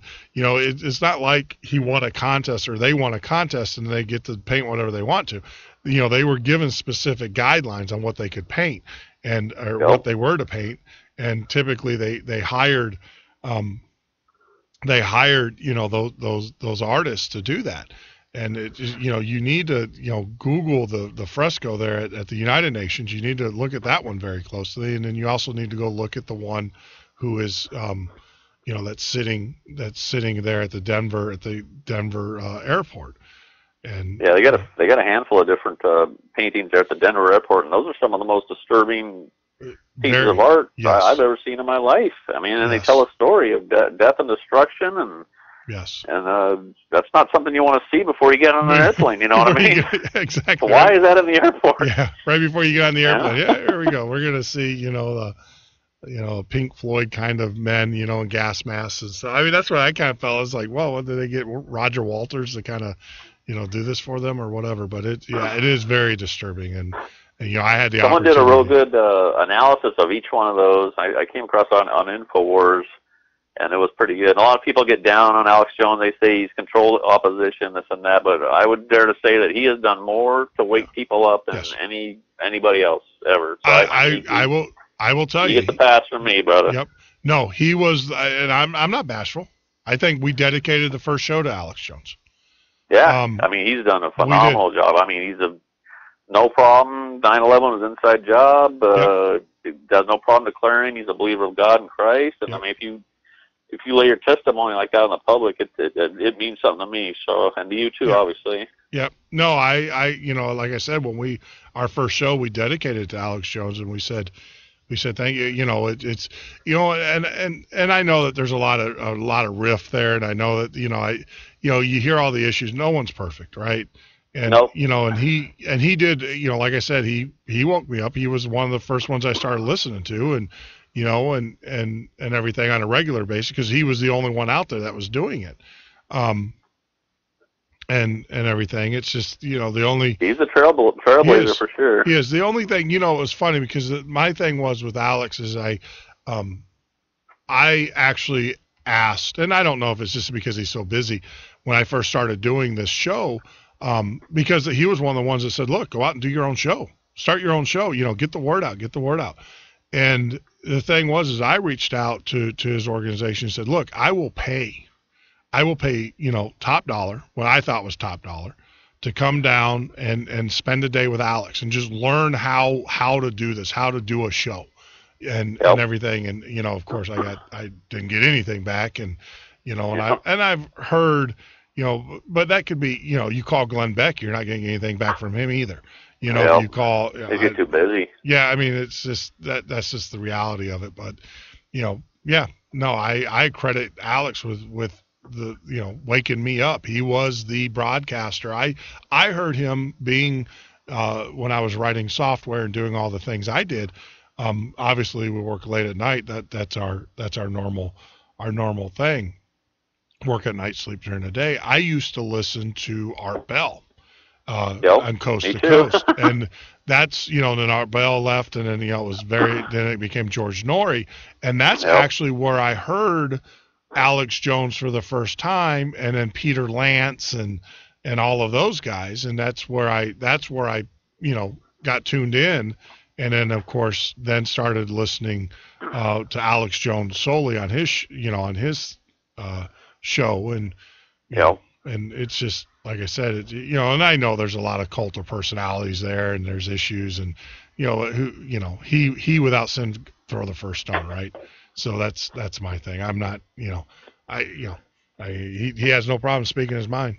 I agree with you 100%. Oh yeah, for sure. I've been trying to get on his show too. I've sent them probably a dozen books over the last few months trying to get, but I mean, he's so dang busy. If one of my books gets into his hands, it'd be a blessing for sure. But I'm trying to elbow my way into his world myself, brother. Yeah, no, I got you. And if I had a way of getting into it, I would help you out. But like I said, I don't know. Well, you know what though, I might.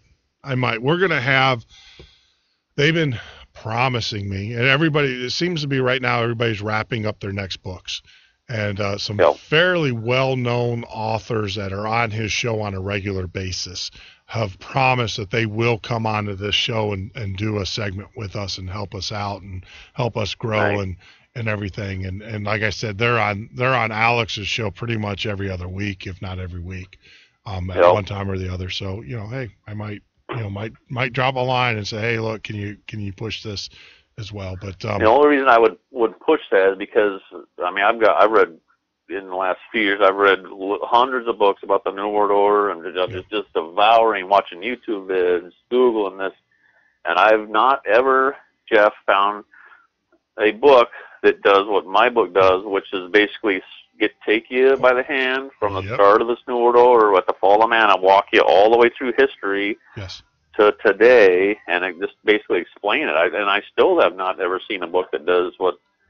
my book does, and that was the reason I had to write it, because it doesn't exist. I don't think it exists today, because I looked for it. No, it doesn't. That's the reason I had to write it myself. Basically. This can actually be considered a lexicon for the New World Order. I mean, this could be the fact, because like I said, you lay the foundation, then you come in with the bricks, and then of course you talk about how they implement through war and through the one world government and the United Nations, and then you give the examples obviously with 9/11 and everything, and I've always said this, I get cornered a lot. Do you think 9/11 was an inside job? And my thing is, do I think the government flew those planes in the building?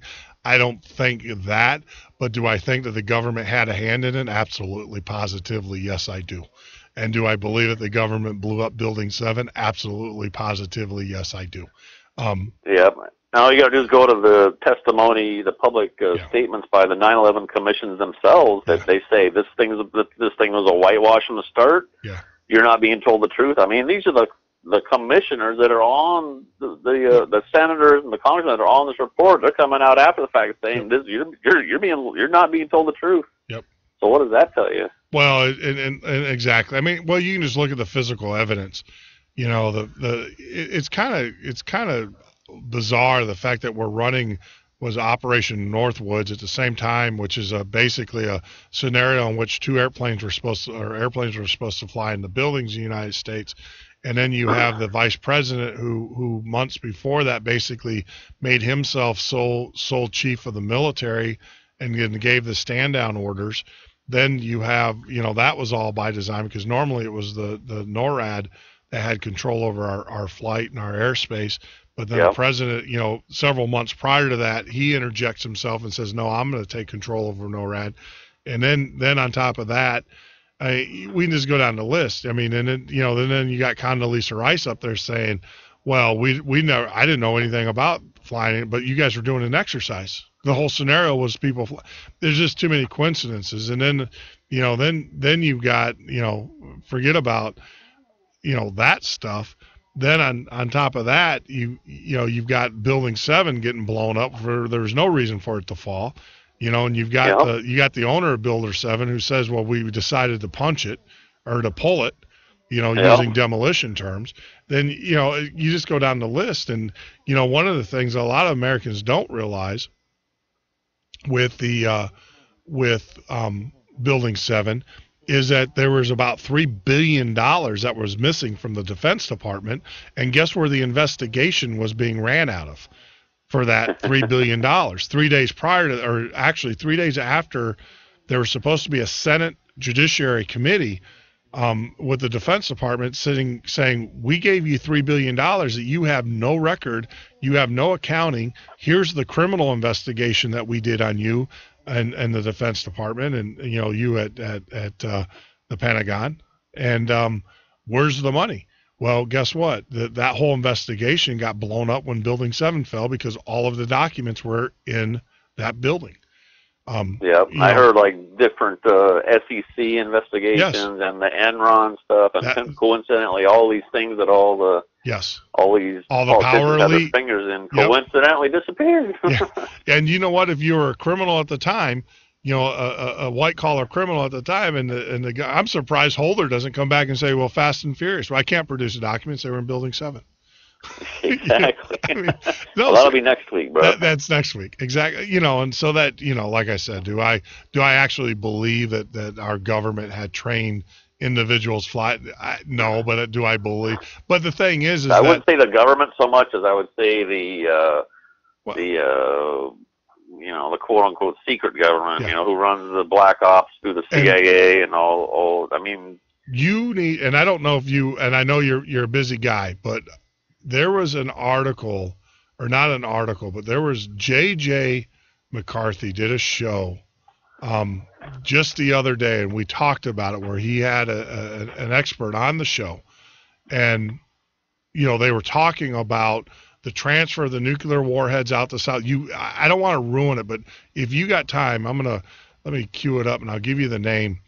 But you can get to it at our website at www.themidnightpatriot.com. And if you go down to December 2nd, it's titled Tim Swert. But if you scroll down to the bottom or close to the bottom, Tim talked about Reloading, which was a great show. But J.J. McCartney joined us, and the following day on the 3rd, he had Dr. Jim Garrow on, and he talks about the Obama administration and what their shenanigans that they're up to, and with EMP and stuff. You got to listen to that show because it's straight in line with, and it kind of backfired on them. They didn't get the scenario didn't line up correctly, and we think that was a hand of God.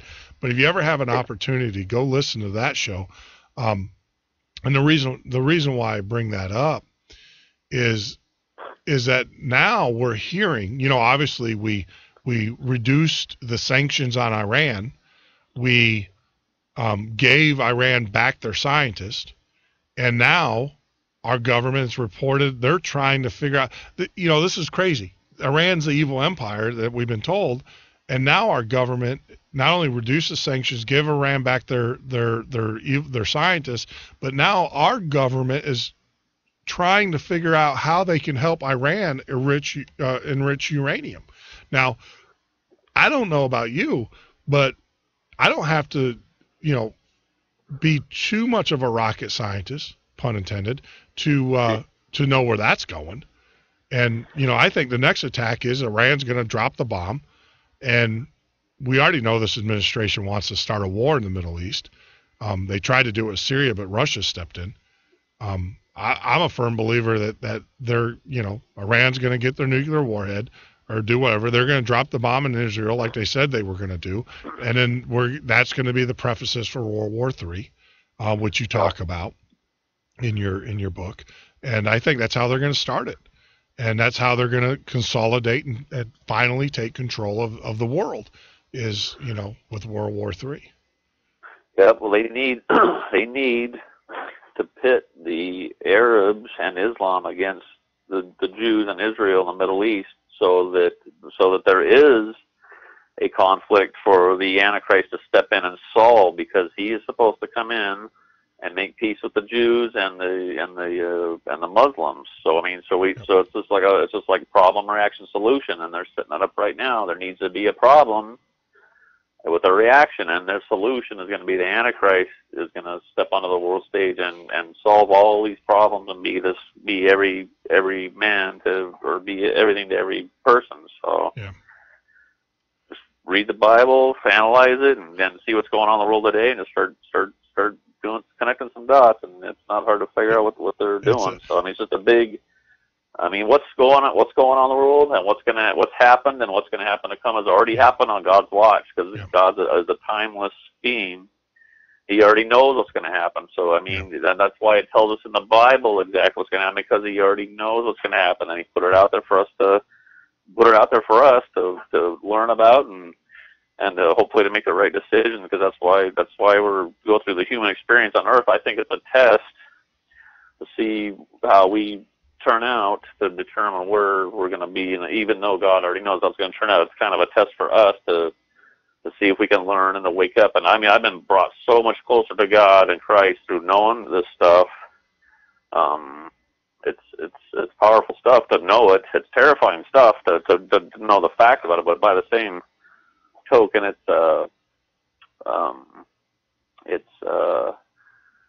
helps to.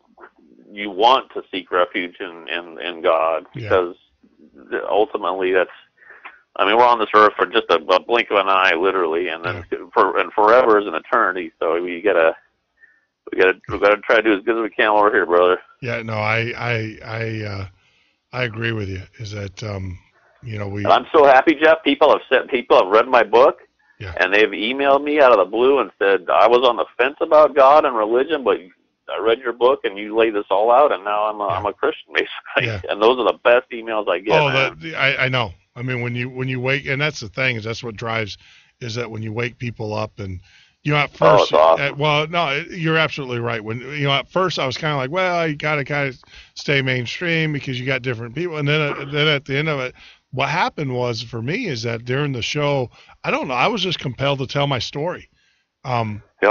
Walking down in Chicago, and it was wild on how that all happened, and homeless people in Chicago are just rampant. And I always walked by them, overstepped them, avoided them, did everything possible. And then, the voice basically said, give everything you got to this man. Give it all. And I was like, I ain't going to do that. And then it was like, you got a choice right now. And that's really how the voice was in my head. You want to talk about conflicted. It was like, you either do what I tell you to do, or you don't ever ask.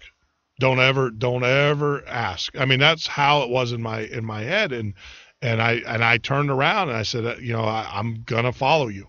I don't know who you are. I don't know what you are, but I'm going to do what you tell me to do because you're short of knocking me down and dragging me over there. So I gave the man everything I had. And I will tell you that there was such a peace there was such a peace that fell over me at that point, that I knew everything, no matter how difficult it was going to be and stuff, that things were going to be so much better in the future. And that, and it's weird. And then from that point forward, I don't make any any bones about it. You know, everybody knows where I stand. Everybody knows I'm a Christian, and they know what I believe in. And if you don't like it, you can go somewhere.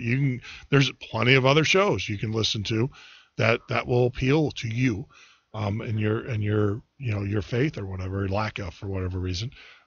That's it. And that's one thing that, as an atheist, when I learned about this stuff and started looking in, I'm like, why are there so many people who are awake to this New World Order business Christians? I mean, how can they be on one hand smart enough to step out of the box and see this New World Order for what it is, but at the same time be fooled by this religious mumbo jumbo? And that's when I really just started digging deep into that rabbit hole. And that's when I got to the bottom and found out about the King Nimrod and all this Babylonian mystery religion stuff. Yeah. I mean, it's plainly states in the Bible that going into the quote unquote end times that God's going to pour His Spirit out on His people, and they're going to wake up and they're going to try to wake up other people and drag them into the boat of salvation before the proverbial S hits the fan there. And we're not far off from that, but. If nothing else out of my book, I'm just so glad I got saved, Brother Jeff. Yeah, no, I'm. Because I was just a heathen prick to be honest about it. I agree with you. I mean, living for today with no remorse. I mean, back in the day I was something else, man. But now I'm on the straight and narrow for sure with the Lord. So I'm getting there. It's still a journey for me, and I'm getting there. Yeah, every day's a challenge for sure. But, I mean, we're slowly, it's just that, I've said, and this doesn't come from me. This came from, that little voice in my head. It said the world will be okay when people start doing what's morally right instead of what's legally right.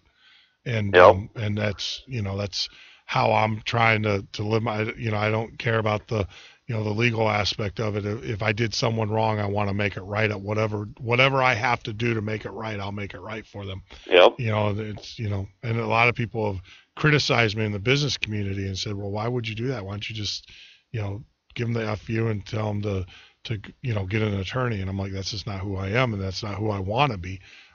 You can say a lot of things about me, but at the end of the day, I did make it right. And I lived up to my commitments to them and, in business or whatever. And that's, that's why it's very important that when we do this show and stuff that we, straight up, tonight I had individuals who were like, we want a donate button. We want that. And I said, that's not what we're about. I mean, what we're about is I have my goals and my, I have my talents that I bring to the fight and you have yours, and, let's just bring them together and do it that way. And, that's where this whole thing about me giving this book away for free, because some people are like, you spent all those years and all that time and you're just going to turn around and kick this thing out for free. I'm like, that was part of the deal with me being saved and being shown this stuff. Is the information was given to me. I'm not going to withhold it from you because you don't have $5 to buy an ebook. I'm selling it on Amazon, obviously paperback, and I've got the ebook on there. But on my website, people can download it for free. They can email it out. I've gotten emails from all over the world, so this thing's definitely getting around. So I'm gonna get emails from Italy and Australia and Great Britain, and it's definitely spreading. So no, we'll definitely put the post. We'll put it. You got to join us there at patriotfb.com, and we'll create your page. You can create a page. I don't know if you've been out there yet, but it looks eerily like another social media site. It's kind of weird how that works. Yeah.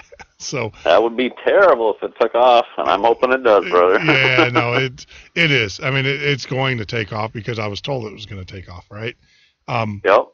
The thing is that, like you said, the rules for us is that, it's got to remain a community social network site. It's got to be run by us, by patriots and like-minded patriots and Christians, and that's what that, like you said, that voice that said, for me, that said, give that guy his money. It's the same voice that's saying, this is how you're going to do it, and this is what you're going to do, and and these are the rules. And if you step outside of these rules, then bad things will happen. Exactly. And so but yeah, join it out there, get your page up there as well. And then of course we'll promote it and, and get it out to the site. So I told you, I knew we had to bring you on, as early as possible in the show because, this is just a fascinating topic for me. I'm doing research now on Agenda 21, in the Common Core and the whole sustainable living aspect of it. And, it's coming to a head. I mean, we didn't even get into, that's why I don't do topics because, especially with you, because there is so, like you said, we could write probably 10, 20 books just off of this book. Easily. Yeah. My book could have been 10,000 pages easily. And I actually had to go back through and chop a bunch of fluff out of it. I released it at the end of January. Then I actually got a paper copy myself and read it. And reading the paper copy is vastly different than staring into a pulsating computer screen. Yeah. So it's definitely. When I read the first paper copy, I was like, oh my God, there's hundreds of spelling errors and stuff was not making sense. So I basically took the whole month of February off of this year and rewrote the whole thing, re-edited it, resubmitted it, and so it's definitely but still, everything you need to know about what's going on is in the ebook copy. You can get for free at my site, and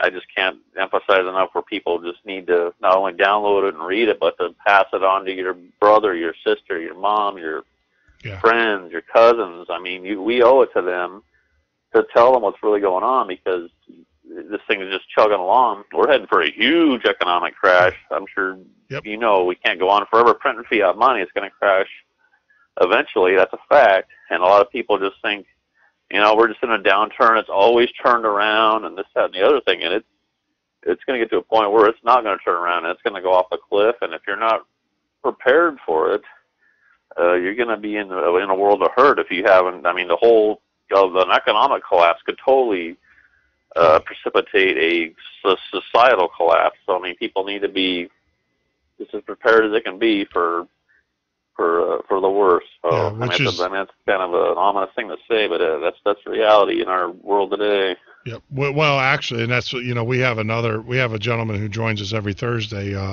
Prepper Recon, and he wrote a book called American Exit Strategy, and that's a fiction book, but it actually talks about the societal collapse, and it's fiction, but it's interwoven with fact. And, as you read the book, you're like, oh, that's Rand Paul or that's Ron Paul. That's, you're reading it. And so, the players, the names have just changed being that it's fiction. But what he does so beautifully is he explains and he outlines it in such a way that it's real. It's not something crazy. It's just, real. You could see it, you could actually see it on the horizon. Have you read the book or heard of the book Patriots by Wes Rawls? No, I have not. Oh, that is probably comparable to the book you were just talking about, but it basically it's a fictionalized account of what's probably going to happen in terms of needing to be prepared and what will happen when society breaks down and what you need to do and where you should be and this and that and the other thing. But that is a phenomenal book. It's called Patriots by Wesley Allen Rawls, I think his name is, but that's highly recommended read material coming from me. So I'll definitely have to check that one out because, like what I said, what I like about Mark's book is that he actually, when I have people that are new to prepping and everything that don't know, it's kind of like, well, read this book because actually, Mark explains within the story line like why this gun is better than that gun or why this is better and why you should have this versus that, and he does it and it's crazy how he does it because he brings in he has his primary characters but he brings in like his neighbors and they're like, I don't have a gun, what should I do? And so then Mark goes into the in the story and said, look, well, this is what and that's what I like about it because I give this to all my prepping, my newly preppers out there because they're like, well, what do I do? It's like, well, you want to read a good story, and kind of this is interesting. So here you go. Because they've all seen a lot of people are like, well, go out and see The Road. It's like, well, The Road it tells you what happens after the fact. It doesn't tell you how to prepare prior to. And so that's, so I tell people I tell people if you want to scare your spouse into prepping, watch The Road.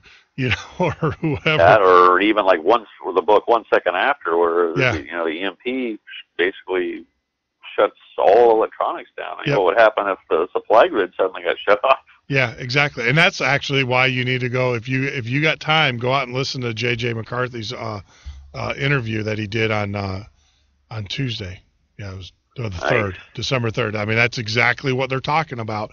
And they and the author that's on there lays out facts. And he's like, well, we all know that there was nuclear warheads that were moved over, the generals got fired over it. And then you got this and you got that, and then you have the sun that's supposed to go in a solar storm. And I don't want to give it away. You got to listen to this. It's incredible.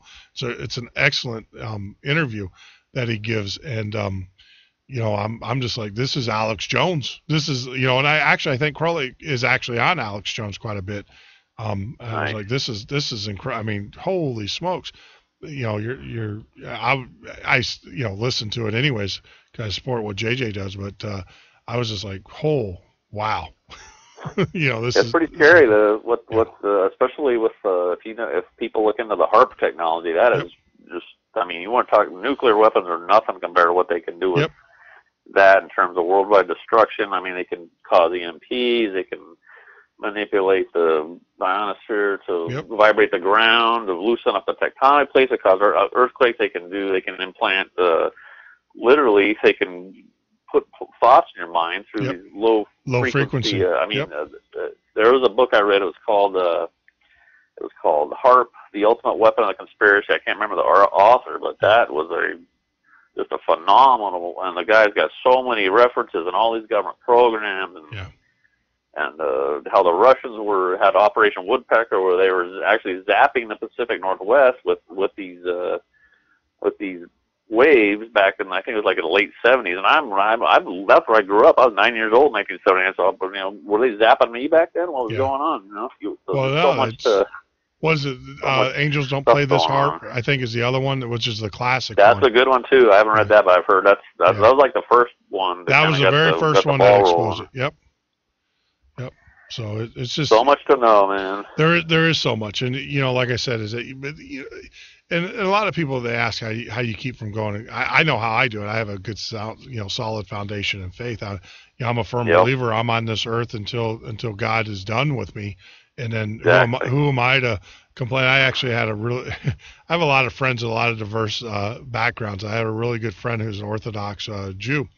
And he's a Hasidic Jew. He's actually a Lubavitcher, and he tells this story about this a rabbi who is a very well-known rabbi, and he's crippled. He's actually in a wheelchair, and he gets confronted by an atheist and says, well, look at your God, you're a man of God, and look what God did is he put you in a wheelchair. And the rabbi's response was, what do you do to a man that gives you $1 million? And then a couple weeks later, asked for 100,000 of it back, and I was like, and he goes, that's exactly. He goes, I was there when the rabbi told this kid that. He said, you say thank you, because exactly. You got to, instead of looking at what you don't have, you got to look at what you do have and what He has given us and given you, and that's how I am trying to mold my life, instead of looking at, the fact that I don't have the fastest car that I can wrap around a tree by breaking, speed barriers or whatever, I'm sorry. That was a slam against the Hollywood actor. Because I don't live in that world of entitlement or whatever. Instead of looking at it that way, I look at it, this is what I do have. I have Sandy. I have, beautiful daughters. I got a great granddaughter. I got, my parents are still alive. My grandmother's still alive. My brother's still alive. And I live, I got a home, I got food, so I'm going, go through life that way. And then, by the way, I've been awoken. I am awake. Exactly. I see when mainstream media tries to feed me their lies and gets me in front of their mind-numbing TV, I see I'm awake. And so I got an interesting story I want to tell you real quick, Jeff. Yeah. So I own a little handyman business. I'm a carpenter by trade, as was my Lord Christ. So I kind of got my little handyman business I do. That's how I make money to support my family. Well, I want to be an author full time, but I got to get the paperback sales of this book going, and before that ever happens. But I was working in a house a few days ago for some real well-to-do clients I've got. It's the first time I worked for them, but I was in their son's room. He's in high school, and he had opened up his closet, so I worked on his closet doors, and he had all over his refrigerator down with the New World Order, and 9/11 was an inside job. He had these InfoWar bumper stickers all over it. So I opened up that closet, and I was like, wow, this kid's awake. Yeah. And it made my day, and so I talked to at the end of the day, I talked to the lady. I'm like, oh, looks like your son knows about the New World Order. Do you guys know about that? And she's like, she kind of looked at me, and her kind of eyes started getting big, and she's like, well, we didn't know what to think about all that stuff because he's coming at us and he's mad that we're not awake. But then I'm like, oh yeah, I know all about that. Here's a book that'll tell you exactly all about it. And her eyes just got big as saucers. Yeah.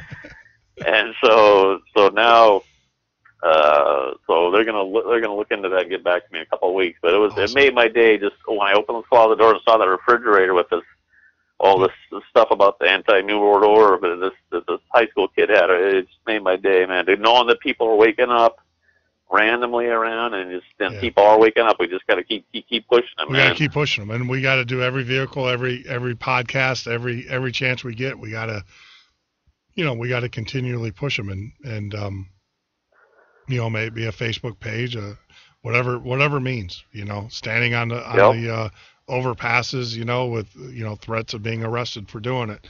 We got to keep pushing. We got to keep pushing. We got to wake more. It is our Christian obligation to wake people up because it is to fight evil at every turn, man. Yep. And I'm a firm believer when you wake people up and they see what's going on, they will tend to turn to Jesus. They do. Yeah, they might get saved. I've got a handful of emails that people have said, I was on the fence about. I was an agnostic, I sort of knew what the New World Order, but you laid it out and tied it in with the Bible so well that I didn't have a choice but to turn my life over to God in Christ, man. Yep. Well, let's we're getting here. There you go. We've blown through. We're in our third hour. We're a couple minutes away from closing this down. Why don't you give out your website again, and how do people reach you, Joe? Okay, it's Samaritan, like a good Samaritan. So it's Samaritan Sentinel, which is like a watch guard. It's all one word, SamaritanSentinel.com. You can go there and download this book absolutely for free, and you can also buy the paperback there for just $20. And I've got this thing on Amazon, and it's like $26 on Amazon because they take literally $6 a book for a quote unquote finder's fee. But if you want to quickly find out what this book has in store for you, go to Amazon and type in Rise of the New World Order and read the reviews I've got that have been turned in over the last few months. And I've got, I think, 25 out of 28 are all 5 out of 5 stars. The people that get it, they really get it. And the other 3 very negative reviews are from internet trolls and people who are really opposed to this kind of information getting out. But 95% of the people that have read it and have took the time to review it are really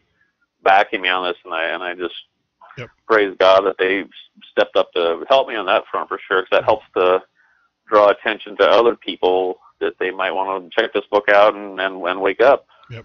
No, we'll definitely get it posted on our site. We'll get it on our new site, the patriotfb.com site, and we'll get it out there for you, brother. I mean, outstanding. You just spoke to about 2,000 patriots tonight. So nice. Hope there'll be 2,000 hits on my free book website. We hope. We can only hope. That's the problem. Is we got to force them to action. People download and they put it in iTunes. I'm kind of curious how many people actually, because we have the followers. We have about 1,000 followers now on Spreaker. Or thereabouts, so those people get them automatically. But I'm curious on how many of them actually listen, and that's and the good indication of that is going to be how many of them actually sign up for our new site, patriotfb.com. That's gonna tell me who's actually listening to the shows versus who's just downloading it in iTunes or checked it out or whatever. So, my friend, take care of yourself. We will be in touch, I am sure. Totally. Yeah, we'll be talking and everything, but we'll get it posted on our site at www.themidnightpatriot.com. And with that, Jeff, man, I appreciate it. And we're gonna kind of wrap up the show here and then get ready for tomorrow. Start all over. Outstanding. Well, God bless, Brother Jeff. God bless all your listeners, and people go download my free book. There's no reason. It's free. There's no reason not to just even check out the outline on it. So God bless everybody. Yep. Good night, Jeff. God bless you too. All right. Good night, sir. Yeah, bye. See ya. Jeff Hayes, author of Rise of the New World Order, right here at the Midnight Patriot. I got to tell you, man, we're going to post that out there. I'll also post it on the Facebook page. We'll get this out there. And if you guys who are listening, go out to our website tomorrow morning. You'll be able to link to it and get a copy of it yourself. Send it via email. Send it out the viral email.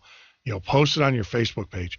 Let's get the word out and stuff. This is an outstanding book. There is a lot of detail in this book. There's a lot of knowledge, a lot of information from cover to cover on this. I mean, I've still got about another third of the way to go through and stuff. But I will tell you, I mean, it's just incredible, and it's free.